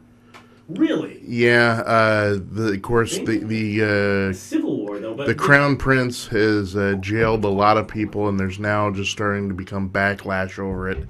And the king is kind of in the middle, and there was this morning there was some more news out of there that boy, that's hard to. There definitely is now an opposition growing, and so watch out. That's hard for me to imagine a civil war in Saudi Arabia because I mean it's pretty much it's. Well, I guess kingdom of Saudi Arabia. Yeah. It's like, Again, it's very generational, too, because, of course, the Crown Prince, he's a younger guy, right? Mm-hmm. And so then you've got this younger guy sort of reform stuff. So he's a big hit with the millennials and us Gen Xers. But then you've got the old guard that is wrapped up in, very much a Muslim religiosity. And so you've got this kind of loggerheads between generations. Mm-hmm. And it is starting to turn ugly over there. So sources tell me. Yes, word on the street. But word on the street. Yes, word on the street. 4 out of 5 dentists surveyed. Word on the street is, so this is what I'm hearing, unconfirmed, word on the street, is part of this deal. So this young prince guy is the guy who's having the tech conferences. He's come out and he said, I want to make the kingdom a tech place, modernize it. This is what he said in statements, right? Mm-hmm. I kind of want to throw out there. I want women to drive these sorts of things. Yeah. which I think from just taken at face value, we here in the West would consider progress. Right. Women's rights. Yeah. Oh, tech. okay. Yeah. Yeah. That may be might be maybe good plan. Yeah. From a strong ally of ours in the Middle East. Yeah. I mean, as opposed to another strong ally of ours in the Middle East, the nation of Israel, which has, I think, some of the strongest women's rights. You know, they were one of the first countries where women, I believe, served in the military with men, did military service and all that. Golda Meir. Yeah. Yeah. So I think there's been all that. Yeah.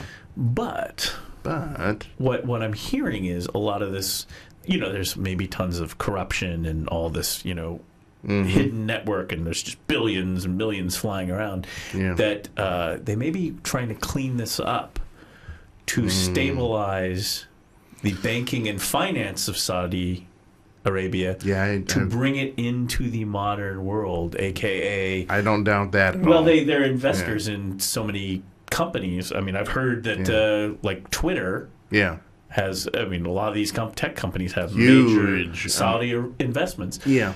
What would happen if those investment companies from Saudi ended up on Wall Street as Wall Street traded companies? Well, if you know you've got a lot of regulation, you've got to all that stuff bleeds out. Yeah, because I mean, you have all these companies that are heavily invested by Saudi and other concerns, and if you start having problems in that sector, it's gonna bleed over into you know.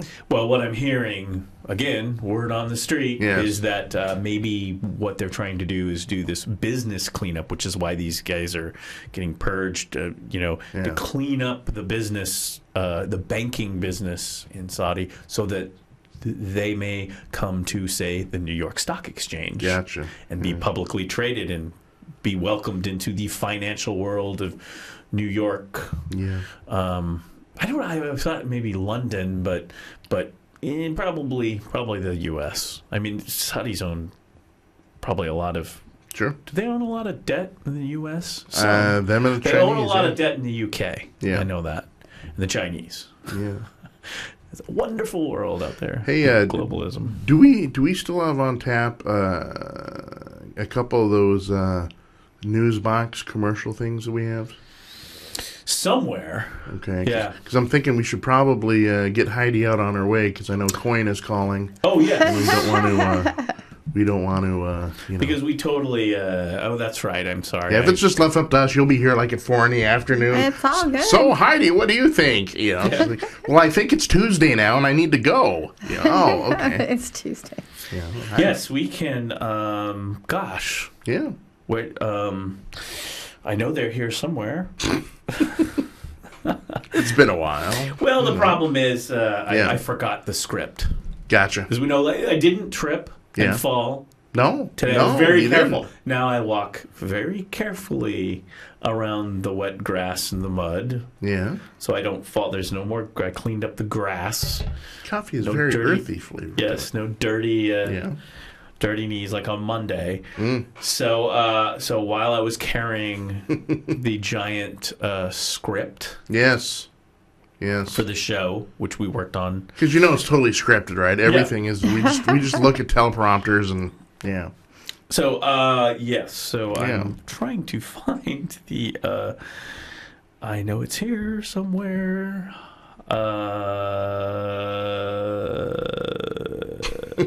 Where? Meanwhile, we're just gonna stare at the camera. Right. Well, I mean, and I have like all these little bits that we did. Ah, there it is. I found both of them. There you Yay! This is what happens when we actually have to find something that involves production. Right. Right. You know what we haven't seen in a while? What's that? The original promo. I think we should play it. All right. Let's take a little break. We'll come back on the other side with news of the week. This falls under the category that Jason and I have of we need to have breaks, and that we were going to have like these breaks set up. Top of the hour. But bottom of the hour. But has that happened? No. Nope. No. So Usually because you can't shut me up. I'm well, like, that's hey. fine. I mean, yeah. So nothing's changed? Nothing's changed. Awesome. Nothing's changed. Just, yeah. All right, so that is a good idea, and I'm just stalling for time because Doc is queuing everything up. Excellent. Maybe next time we do this, you can remind me to make maybe like a playlist or something. I'm gonna have to have to remind me. I can't remember my kid's name, let alone stuff like that. Well, we hope to have you guys make a big donation. So James wanted me to make sure that I asked Jason when he was going to make that big donation to the website. So my husband messaged me on. Gotcha. Well, we need to talk to Missy because she's the powers that be. I'm not management there. You're not management? No, I'm just an hourly grunt. You're just along for the ride? I'm along. Oh, and what a ride. No, yeah, Gotcha. She's management. She's the powers that be. She runs the show. I'm just,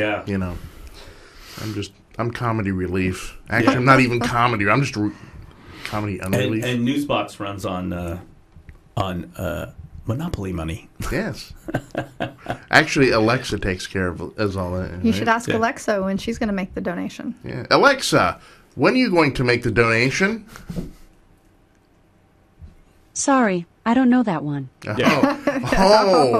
Oh, listen to her. She's plausible deniability over there. I don't know that one. So last up, so let's so get Heidi out of here. Let's one last time. The website is that's right. PDX Loves fundraising.com, or you can go into pdxloveslasvegaskids.com. Okay, November 16th and 17th, and go check it out.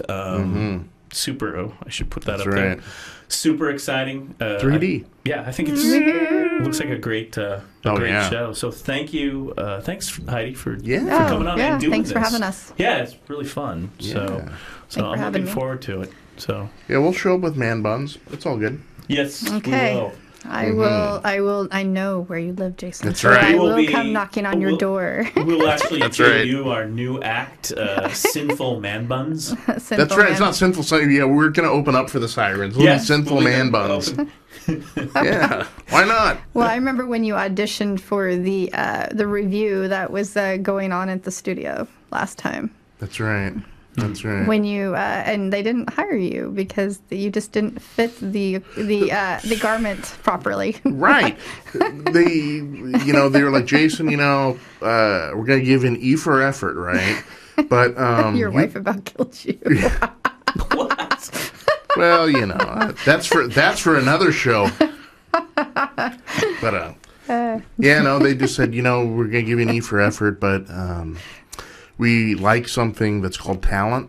And I said, oh, okay, well, maybe next time then. I don't know, man. If you have a man bun, I think you can get it done. Stuff, it does give you confidence. The man bun, once you put it on, right, it's like, man, I'm king of the world now.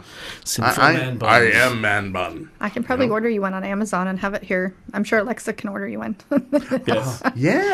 Alexa, order me a man bun.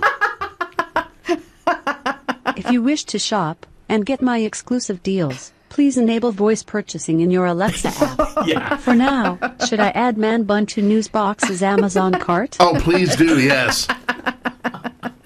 I don't understand. Yeah. Should I add it to your Amazon cart? Yes. Okay, added. Excellent. Thank you, Alexa. Great. All right. This is why we don't enable the purchasing, because you can just out of the blue think of something that you want, and all of a sudden it arrives at your door. Yeah. It's like, who ordered the man buns? Jason! Yes. Yeah. Hey, did I ever tell you I've got this weird thing about man buns? Like, whenever I see someone walking down the street with a man bun, it just involuntarily flies out of me. I go, man bun! Like that. My wife has to, slap down my arm and stuff. I do. Man bun! And with that, we'll say goodbye to Heidi. We'll take a break. Right. And we'll come back with Coffee with Curmudgeons and Man Buns. Thank you, awesome. Heidi. Thank you. Curmudgeons with man buns.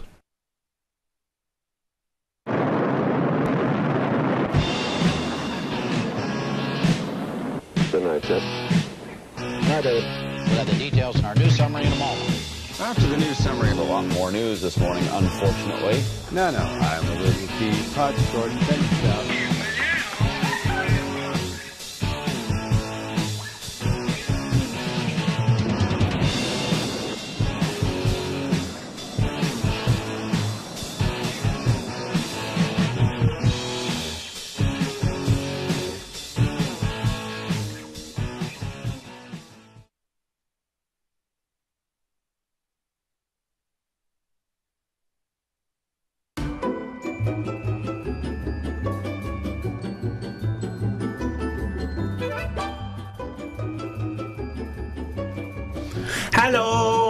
Hello. Welcome to Coffee with Curmudgeons. Yes. Looks at it. There's the letter. It's like, whoa, I'm fired from the FBI. He thought Special Agent Jenkins was messing with him. And so he's like, that's it. Oh, Jenkins, you got me good. Jenkins.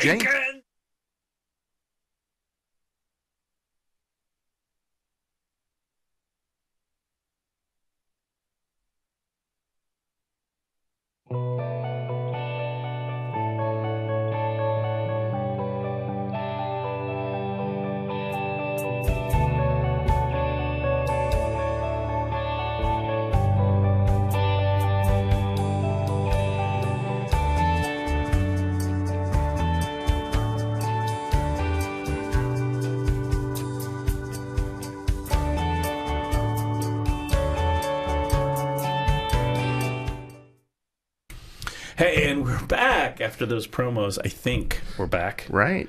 We're gonna have that. We have that thing about the music thing, which kind of why we don't run those. The other one, yeah. Yeah. I got to do that. I'll do that over the weekend.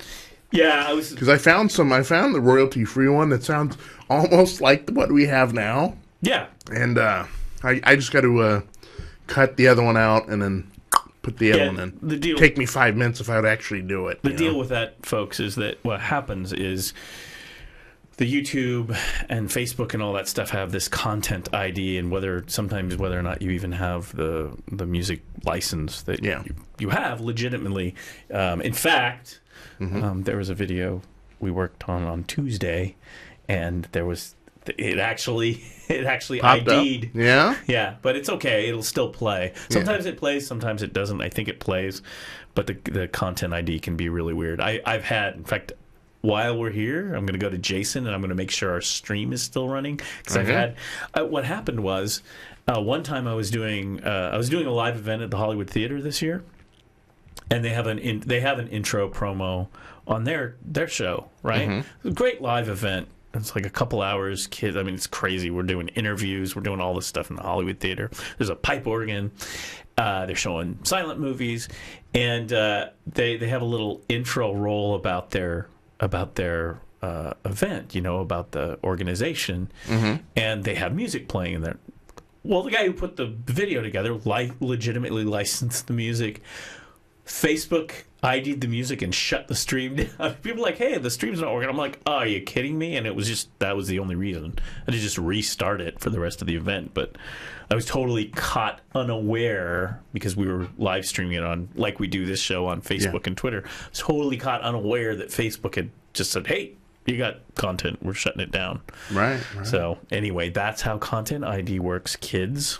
That's so right. I was just going to take a look. So we were talking about Heidi was great, by the way. That was good stuff. I'm actually very interested in that event now. Yeah. Not knowing much about it previously, but I was just going to look here. Sorry about the it says we're live, so sorry about all the production stuff. It's not as bad as Monday's show where we were freaking out. Right. But we are actually, it looks like we're still live, so it says out there. Just sitting there looking at the news this morning, trying to get I got acclimated. Some stuff. Okay. I do have some stuff to talk about. Excellent. But I have to pull it up here. I was just going to make sure YouTube's still happy. Oh yeah, YouTube. Come I on, love get it. happy. I love it. YouTube has this kind of weird live interface, and it's like if I look at YouTube, there's Jason like looking at his iPad. Right. It's like, oh, there's Jason. Yeah. Hi, Jason. Okay, so there's some really weird news. Gosh, this one I don't know if I. You know what? I'm going to show it. Okay. It's a Friday. Yes. This is disturbing. Okay, can we do Friday disturbing? We can. Well, we can do it because there's a couple things I wanted to talk about. Okay. That I have saved. This one was good. According to a study, Jason, Did science you know? fiction makes you stupid. What? Yeah. I don't think so. Uh, How can Asimov make you stupid? Okay,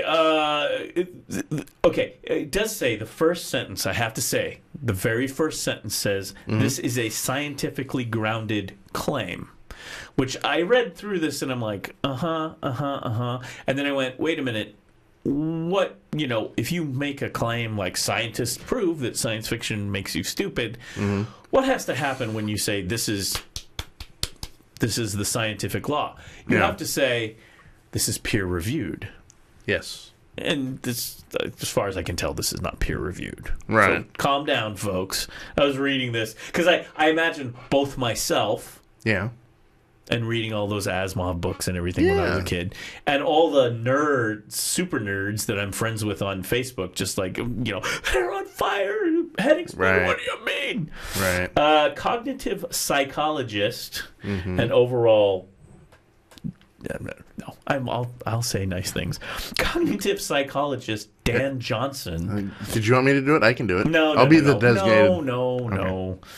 Cognitive psychologist Dan Johnson and I make a version of it in our paper, The Genre Effect, a Science Fiction versus Realism Manipulation Decreases Inference, Effort, Reading Comprehension, and the Perceptions of Literary Merit, forthcoming from Scientific Study of Literature. First of all, they're doing the scientific study of literature. This guy's a psychologist. Yeah. Dan and I are both professors at Washington and Lee University, and our collaboration grew out of my annoyance at another study, reading literary fiction improves theory of mind. So they decided they didn't like that. And anyway, and our study defines those terms, creates two texts that differ. So they do. This is actually a really long article on the patron saint of superheroes. Gosh, you know what? Too bad we didn't find this. What was it last week when we Monday when we had Doc Housel on? Yeah, Professor Housel. Because I think she would have taken umbrage. I think so a little bit too. I mean, we're speaking for her. We shouldn't speak for her, but we should maybe run this past her and see what she thinks. I can only speculate. No, this is. I'll show it to you right here. Yeah, here it is. Here's the paper, Scientific Study of Literature. So they have this paper thing called the Scientific Study of Literature, which is kind of an academic journal or something. The genre effect of science fiction versus realism manipulation decreases inference, effort, reading comprehension, the perception of literary effort. So here's what I gather from this study or something. So I did read through this very long article. Okay, it's at the patron saint of superheroes.wordpress.com. That's where it's at. October 30th, 2017. What I gather is they say because people reading science fiction get so wrapped up in, again, I'm paraphrasing my own interpretation of this article. You could do it. They get so wrapped up in the minutia of the fantasy world that's created in science fiction, right? So if you're reading Asimov or Tolkien or whatever, it's like Middle Earth. There's all these things, and you have to go through this in your mind. Star Trek, you have to, who's Captain Kirk? What's the Federation? You have to start, if you're really science fiction, you dig a little bit deeper. Dune, because there's this whole world that you have to understand, which is a fantasy world, not a real world. Because you do that with your brain and not read So I'm trying to think what the alternative here. Romance novels? I don't know. Realism stuff? So would be like novels and things that are set, like maybe, I don't know, Hemingway or something like that, right? Right. Novels that are set in a real world environment, a world that we already know. Jane Austen. Yeah. Again, romance novels? Charles Dickens. Sure. Yeah. So the idea here is that because you use extra brain power to investigate this fantasy world, you're not using that brain power to investigate the psychological and relationship world in a literature of realism. And they're saying that makes you stupid. I think they're grasping. Let me play devil's advocate here. Okay. The point is that if you spend your time in this science fiction and all this, and you're sussing out all of the things, not only about the characters, and maybe Asimov isn't the most in depth. Although his iRobot stories and the lady who is the psychologist is in, if you're working on all the technology and the world building and all that, you're not spending your time about psychological things and how you deal with relationships amongst people. Yeah. So my take on it is they're basically saying scientifically it makes you emotionally stupid, not necessarily stupid. Because if you think about like NASA astronauts, like all those astronauts I've seen who were like on the shuttle program and all that, and they're like, well, when I was growing up, I saw Captain Kirk in Star Trek. Yeah. And I said, that's what I want to do with my life. I want to go to space, or I want to study science, or I want to, go to college or learn math or be a physicist or something, right? Right. And so to me, this argument has, and it might be somewhat valid. I would say maybe it's valid in a variety. Take eating. It's like all I do is eat cereal every day. Well, maybe you want to add some broccoli or some potatoes or some whatever, some protein or something like that. Yeah. I get that argument in literature, right? I get the argument that, like, I did not just, first of all, when I was growing up, I read a lot of science fiction on my own, science fiction and fantasy. Why? Because you never got it in school. Right. I think we read one Asimov short story and one Arthur Clarke short story in grade school. Arthur C., yeah. And that was it. Like the Sentinel was like on the reading list of short stories in like the third grade or something like that, which, by the way, is the Sentinel is the inspiration for 2001 Space Odyssey. It's a short story. Yeah, we read everything else, right? We read American literature. Yeah. James Fenimore Cooper, the Last of the Mohicans. Hawthorne, the Scarlet Letter, the Dickens, A Tale of Two Cities. Right. Moby Dick. Yeah. Call Me Ishmael. Yeah. Melville. I'm trying to think of, you read Hemingway, right? I mean, you get that Catcher stuff in the Rye. school. Right. And what about poetry, too? Sure, Byron. What about poetry? Wait Whitman. If they're making this case that you have to figure out, what about poetry? Yeah. Because poetry, a lot of it is pure fantasy. Yes, psychedelic. Yeah. I mean, Emily Dickinson, who I liked a lot. I mean, it's like, sure, maybe there's a realism there of a world of buggies. And also, when you're talking about realism of American literature or British literature or whatever, Tale of Two Cities, well, it's set in a reality that I'm not living. Yeah.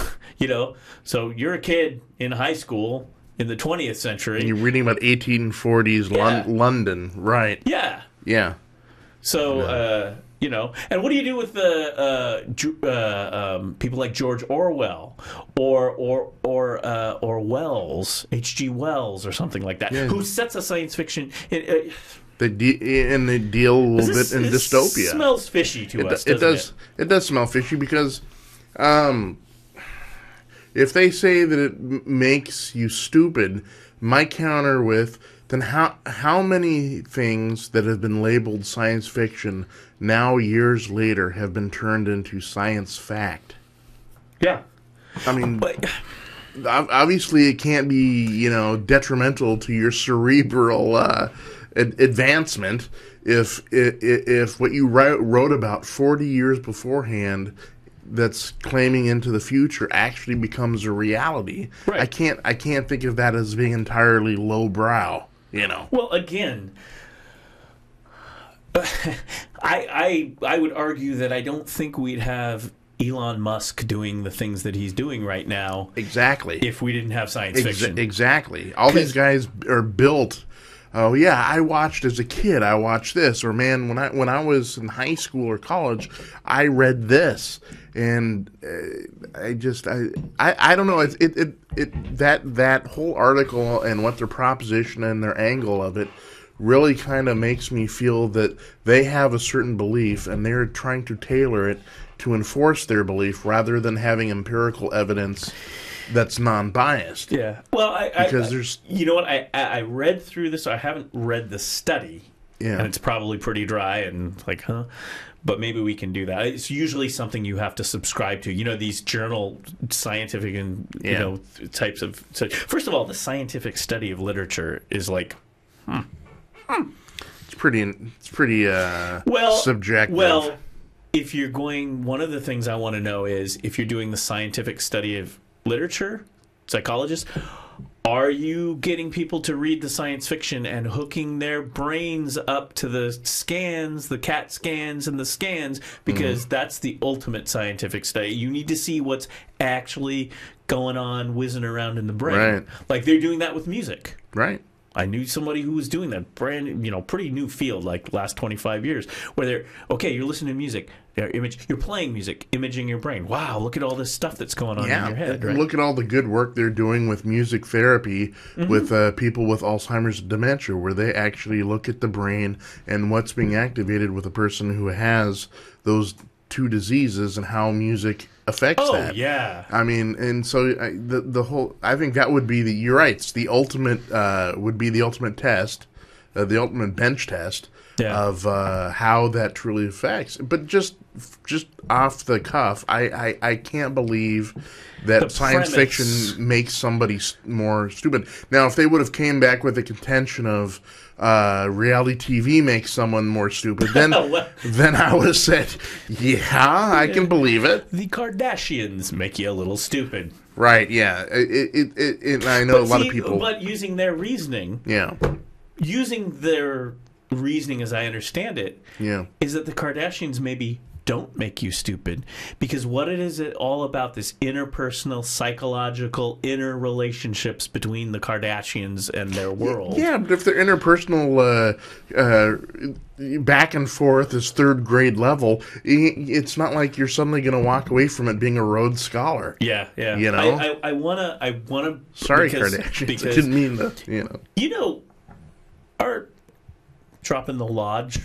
Yes. Idea. Yeah. Some of our inaugural lodge members. Yes. Are going to be professors and PhDs. Yes. And whatnot. Yeah, and they may take a little umbrage. Like when they actually say doc, unlike talk normal, they'll actually be docs of literature. So I want. You mean the Housels of the world? Well, and not just the Housels of the world. We have other folks who are professors of literature. Shakespeare. Yeah. So I did want to say feedback that we are getting on this from another of our intelligentsia, Professor Curmudgeon folks, is dubious study. Imagination is a good thing. Yeah. So here's the key, I think. Imagination is a good thing. Empathy and understanding is a good thing. Right? And fantasy is a good thing. Study has an inherent patriarchal bias against the fantastic in fiction. Not quite sure. But anyway, I did want to include that. And that is... so right there, I think someone... here's what I see it as. And I'm seeing a larger picture here. Okay. And I know I'm just throwing this, we're just spitballing this, because we do that. That's what we on do. this show. Usually it's comedy. This is a little bit more like, not so comedy, but I'm just going to take the pasta, throw it on the wall, see if it sticks. I think that there is a movement in our Western culture in the United States that we have spent, and maybe it is patriarchal, right? Because first of all, science fiction used to be, back in our curmudgeon days and back in the old days, it was typically usually the purview of males, of guys, the geeky nerd. Now, what happened over those many years in feminism is women have gotten involved, and you cannot say that today. And as a matter of fact, and I just want to say this, some of our great writers, some of the great writers on the Star Trek series and all that, from way back in the day, were women. You know? So the fact that the audience was more male skewed was maybe more a marketing and a cultural problem as opposed to a literature problem. In fact, I believe that's the case. I think so too, and that is a very strong argument. Now, I know that this author isn't totally sci-fi, but I mean, I may counter back with Ursula Le Guin. Oh, yeah. Oh, you know? Thank you, Jason, who is oh man, she is on my fantasy list of interviews. I almost got her. Like her assistant. If you could pull that off for my birthday, Jason. Which is coming up. All right. Because I'll try. She wrote one of I read this book of hers once that just blew my mind. It was just an Earthsea novel. No. Just it was one. It won all the awards. It won all the Hugo and all that stuff. Won all the awards. It's this standalone novel, and it was right there when I was studying politics and height of the Cold War, communism, capitalism, social, and it's all about that. It's not really a fantasy; it's more like a political sci-fi. You have to give me the title of that. I may have to. I'll tell you what it is. It's called The Dispossessed. Excellent.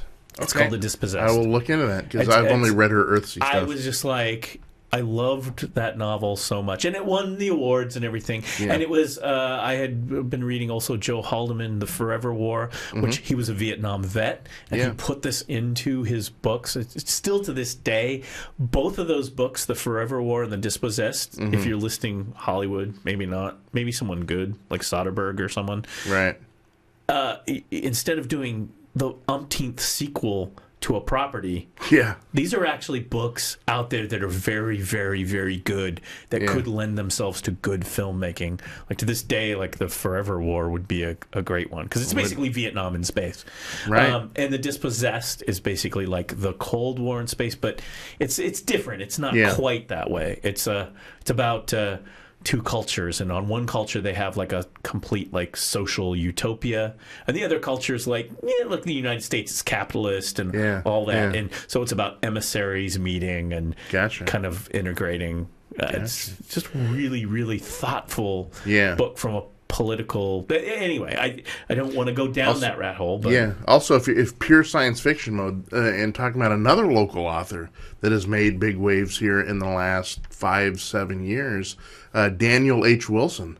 With Robo Apocalypse, which has been optioned in Hollywood and is being made. Well, so I want to. Sorry, I do want to interrupt, because on the Ursula Le Guin thread, there's a woman who's a very noted author. Like her name is with the greats of sci-fi. And won as many awards.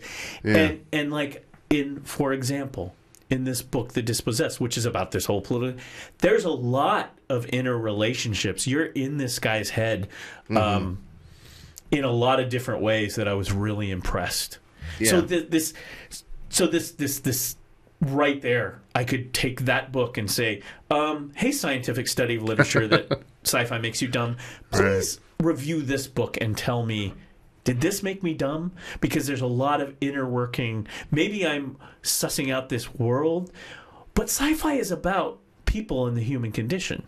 Was Star Trek all about going and seeking out new life and new civilizations? To boldly go where no one has gone before or later. The Prime Directive. Not really. You know? Like, because they land on a planet, and rather than, meeting weird... I mean, sometimes they would meet with tentacles and weird stuff, right? Sure. But usually they'd land on a planet and end up going, hey, look, Nazis, gangsters. They would rework something in actual reality and history in the shape of science fiction. Yeah, or what about the interpersonal relationships between the one where they go down to the planet and one has the white-black face, the other one has the black-white face, and it talks about race and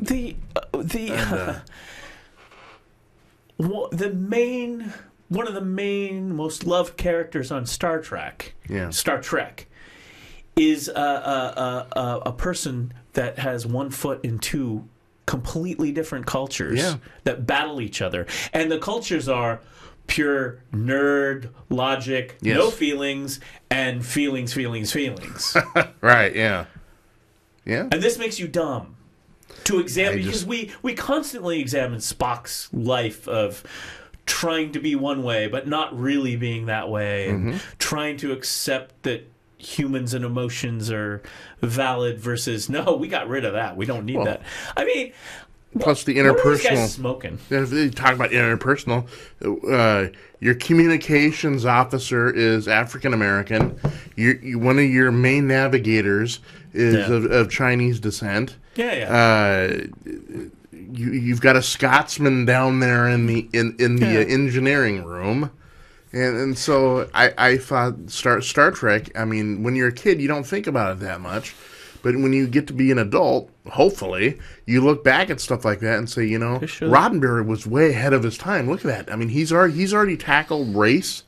He's already tackled not only race between people on Earth, but intergalactic sort of race, Maybe this is a... Maybe this is a backlash to... I'm just showing it right there. Maybe this is a backlash to some of the serialization, like comic books or something. But even then, I mean, I'm not the biggest comic book fan. It's well known. I have a few of my favorites, but I'm not... Like, I know people who are comic books, but they're also... They're not stupid. No. Like, I know a lot of comic book people who are very, very, very smart. Very smart, yeah. I mean, they just to suggest that. So again, I feel that this is kind of a. I feel this is kind of a cultural war. I think so too. You know what? I shouldn't put that term. Well, I think it's somewhat is flavored by that. The dumbing down of the culture. It's the future. It's like, you know what? So many bad things are happening in the world, and technology is moving at not a snail's pace. Technology is moving like at the speed of light, literally. And what about our feelings? We are missing the feelings, which may be a good thing. Yes, it's something to address, and the fact that we have way more women in fantasy and science fiction, both as writers, as participants, as producers, as directors, more. And certainly we could maybe look at Asimov or Clark and sort of go, not so much on the feels, guys. Fine, whatever. Yeah. But to take the whole entire genre, it's pretty broad brush. It's weak on the feels, and it's making you stupid because you're just nerding out and you're not spending time thinking about psychological. I think personally, this host believes it's BS, and I have not read the study, but I think that we could poke a lot of holes in this stuff. Let's take the people who wrote that article and sit them down. If I could sit them down. Now, one has passed away, so we're going off in the left field a little bit. So I'd sit them down with Ursula Le Guin, and then I also sit them down with Joseph Campbell. Yeah. Campbell is not a dumb man. And Campbell looks at all the archetypes and all the interpersonal things that have gone on through history. That's a good point, because those archetypes come from fantasy and storytelling that is ancient. Yeah. Gilgamesh. So, and Roman and Greek gods and heroes. Yep.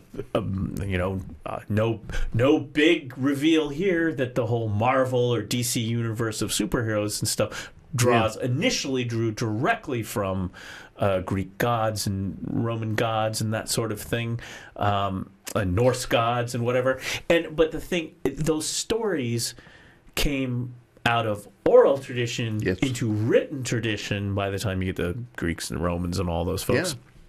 And they've been ingrained in our culture and our literature, and it's not just Western literature. You have this in China. You have it the entire world.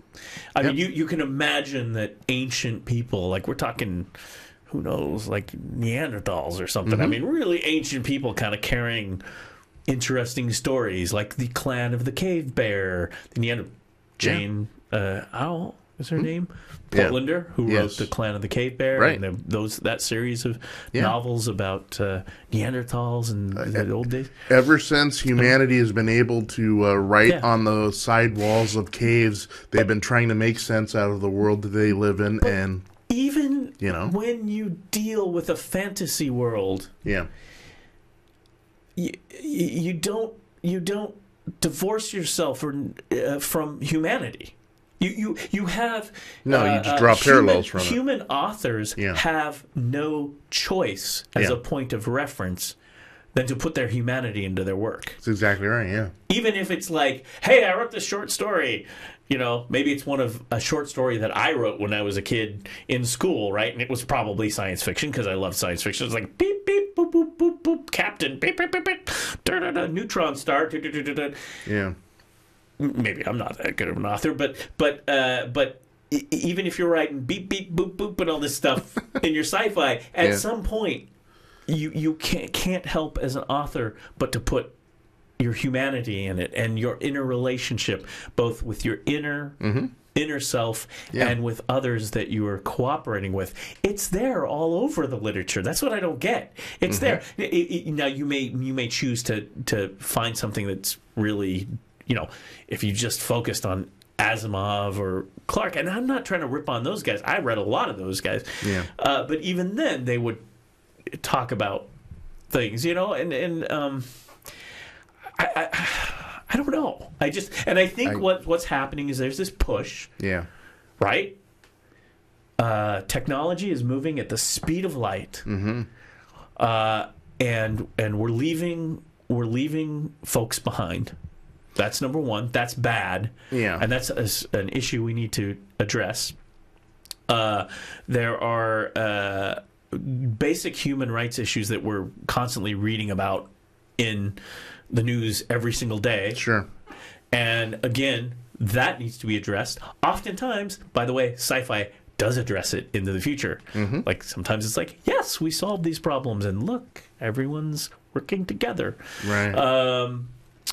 But the other piece is, I think, this focus on the Jersey Shore and and these people who are and the reality, and just let's see how people react in this petri dish, as opposed to let's solve our interpersonal problems, and let's shoot for the stars. Let's solve hunger. Let's go to the next star. Let's explore what's out there. Why were we put here in the first place? Just to sit around and complain about our because in my mind, and I'm sorry, our inner selves and our inner little foibles and all that stuff, is this what you were put here on Earth to do, is to just deal with your small world? There's a giant world out there. There's a giant universe out there. You were placed here with this massive, beautiful brain and curiosity. And we're talking about interconnected and interpersonal. Those foibles and those idiosyncrasies that every human possesses, if at the very end of the day, is common ground because everyone's got them. And so you can draw on those, and you can draw on those foibles, and you can draw on those idiosyncrasies, and that just brings out more of a shared common ground humanity. And so it's kind of like their argument kind of is kind of their argument's kind of like some giant, Gordian knot. Yeah. It turns in on itself because, I mean, if you talk about humanity and it's just making people dumber, then I fail to read Tolkien and look at the sublines, and I know Tolkien isn't sci-fi, but look at the the subtext of pre World War II, with Germany and the darkness that was growing up in Europe, and he painted all of that. That's all touched by what he was writing about. Same thing with the Martian Chronicles, the Illustrated Man. All that stuff has to deal with the shared experience of humanity, which they say it's dumbing down. And I can't disagree more. I think you touched on a very important point that we're making here about the shared humanity, really. Yeah. And what I'm having a problem with all these things that are happening is that, to me, this was a world that opened up to say, we're shared humanity. We're connected. The internet connected us all. Well, how else do you... me here, someone in China, someone in Europe, or whatever. We may have different cultures, but we're connected as humanity, and we have to be connected to move on. But the point is that some of this inner world, my inner world, it gets reflected as my inner world is my bubble, and therefore my bubble may expand to a small tribe of people. And then that tribe of people in my bubble becomes an us versus them. It can. I think that's the key. It can. To what we're seeing that's even a problem in the United States. Sure. Look at our politics. Very tribal. Americans. My tribe doesn't get your tribe. And I can't even speak to your tribe. Yeah. And that comes from this inner world of self-importance. Yeah. There you go. This inner world of self-importance, to think that you are everything you're feeling, everything that's happening is so self-important, and that you'll only make connections with those threads of self-importance. That's right. That you will not take a step out the door into a bigger world that's going to be scarier. Yeah. That's going to have more anxiety, that's going to present you with ideas and problems and cultures and thoughts that are much different than yours. Right. I think there's been, to a large degree, what I would call the death of understanding. And my father was a very, of course, he law degree, very rational, Spockish, right? Logical, pragmatic thinker. And one thing that I was drilled to at a very early age, and it's funny that this stuck around now through my adult years, is he would always say something and he could parse it. I understand, I disagree with what your premise is, but I understand your argument. I understand, right? I don't agree with it, but I understand. Nowadays, people make no even attempt to understand. I mean, you can disagree with someone. Back in the days, I agree to disagree, but I understand what you were saying. I understand that you have said this. I just don't agree with it. Nowadays, it's if I don't want to understand you, you're wrong. You're bad for even thinking this, and this is just the bubble we're in.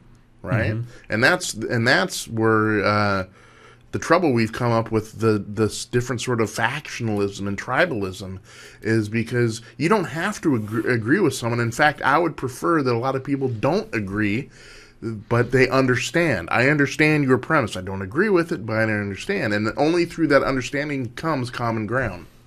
Right.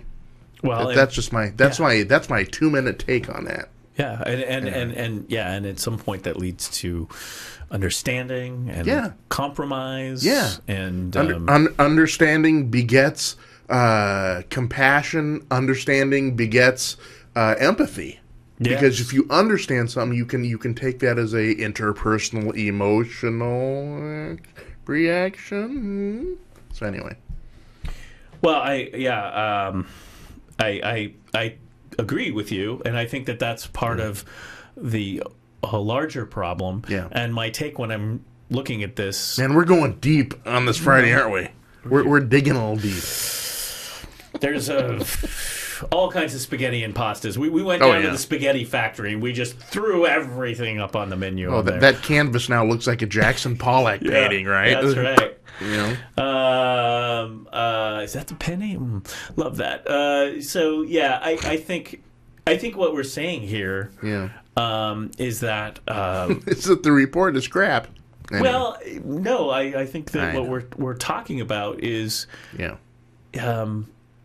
the wider world, the getting you out of that shell into that scary wider world. And to me, that's what all the sci-fi stories and fantasy stories are all about. Go, do. You have this one life. I mean, even if you talking about like you're talking about Tolkien and fantasy, just the simple Hobbit. What is the Hobbit about? The Hobbit, the simple, just a guy that lives in his own bubble, and he's in the Shire. Yeah, Bilbo is just living in the Shire. Yeah, not bothering everybody. Having his 6 meals a day. Right. Run around barefoot. The Shire's a great place. When you read it, it's like, hey, this is I want to live in the Shire, man. Yeah. Beautiful place. Yeah. Well, you need to go out and do. There's a Ring of Power. There's Sauron. There's Gandalf. Sorry, dude. Yeah. You need to step out of your shell. Yeah. For the bigger world. And this, to me, is what a lot of sci-fi and fantasy is about. And it does deal with the feelings of the characters, because it wouldn't work if you didn't know what Bilbo Baggins... If you didn't... Again, I'm taking one of the most simple stories, the Hobbit. Not even The Lord of the Rings, which is a continuation, but The Hobbit. You know what Bilbo's feeling. He's not very comfortable with this situation. No. And when he encounters... First, he's very derisive of it. And when he encounters the power of evil... Yeah, there's a struggle. Yeah. So I mean, I'm trying to figure out what these guys' the point is. I mean, I would probably be more like, can you write about reality TV or the Kardashians or something? I know a lot of popular literature has been written about that. Yeah. And I would rather be more interested in someone arguing that, say that or the Kardashians or something are good for people, because I'd be like, really? Because give me the argument about that bubble. Show me where great things are happening, and I don't watch it, so who knows? Maybe one of the Kardashians is studying to be a quantum physicist or something. I don't know. There's nothing going on. Jersey Shore, I don't know. Maybe in between bikini things or whatever. Unbeknownst to us, the situation is actually an astrophysicist. I'm kidding. Yeah. But I guess I'm just saying, are you going to live in this small internal world of little soap opera-like interactions, or are you going to just step out into the larger world and make a bigger action? What were we talking about today? Yeah. Heidi she just stepped in and is doing something. Yeah, making this event. Yeah, creating a fundraising event for people that she's never seen, never talked to, doesn't know them, but still has a big enough heart to say something bad has happened. Let's do some good. And it's going to be fun too. Yeah, and it's like there's an example right there. Yep. Right? So, I mean, it's like, I'm sure that we all fight with our, significant others or whoever, and we have our, like, internal struggles or whatever, or, I went out to dinner and I hated it, but they liked it or whatever. Who knows? Yeah. But that doesn't mean a hell of beans in the end. What it means is, like, having a charity event, helping people, doing something like that. The wider, scarier world. Yep. So, I think with that, we've probably... I was going to talk about other things, but I'm actually glad we talked about that. I like today. it, yeah. I mean, and who knows? We'll follow up. We'll see more that we can find out, and we'll include more Yeah. I'm sure there's stuff that happened this week and Friday in sports, and go watch your sports. Oh yeah, big sports weekend coming up. Yeah, I think with that, Jason, we got to wish everyone a happy weekend, right? Yeah. Jason's getting alerts as we speak here. Just that breaking news about that Louis C.K. guy. Oh no, we covered that. Yeah. If you want to know what it is, go onto a site and you can take a look at the breaking news. Anyway, yep. So what good you got show. Love it. Yeah. What you got going on for the weekend? Sports. Doing some sports. All that good stuff. Other than that, just taking it easy. Not a whole lot. I'm a geek in the way that when I was studying history, the two major areas of focus for me was 19th century American West, and you're gonna love this, and the Crusades. Yeah, right. The very first clash between big, huge world war between civilizations, and I have been geeking out on this book called God's Wolf. It's about a crusader in the second crusade, and he was somebody that is to this day is reviled, not revered, but reviled within the Muslim community. Even 500 years, years later. Those crusaders were I think the time we're dealing with now is what 1174, 1180. Yeah, they didn't just hand out castles to dudes who just sort of walked around in armor. They actually did a lot of stuff. Oh. No. But maybe you'll tell us about that on Monday. Huge fan of that. Monday. Because I think we do want to wrap up. Yep. And the internet has been good to us. It has. Today. We wish everyone a really good weekend. I really do. I'm feeling the love today. It was good. For once. It was a good show, talking about positive stuff. Yeah. And I thought it was a home run. Good stuff. And I didn't slip and fall on my way here. That was a win. Knock on desk. And it seems like everything's streaming. So I'm feeling the love, folks. Can you feel the love? Anyway. Take it easy. Be good to each other. Mm-hmm. Good day. Oh, God. I'm going to make myself a cup of Good Morning America. You all want some? It's the best damn coffee you're going to get anywhere, buddy.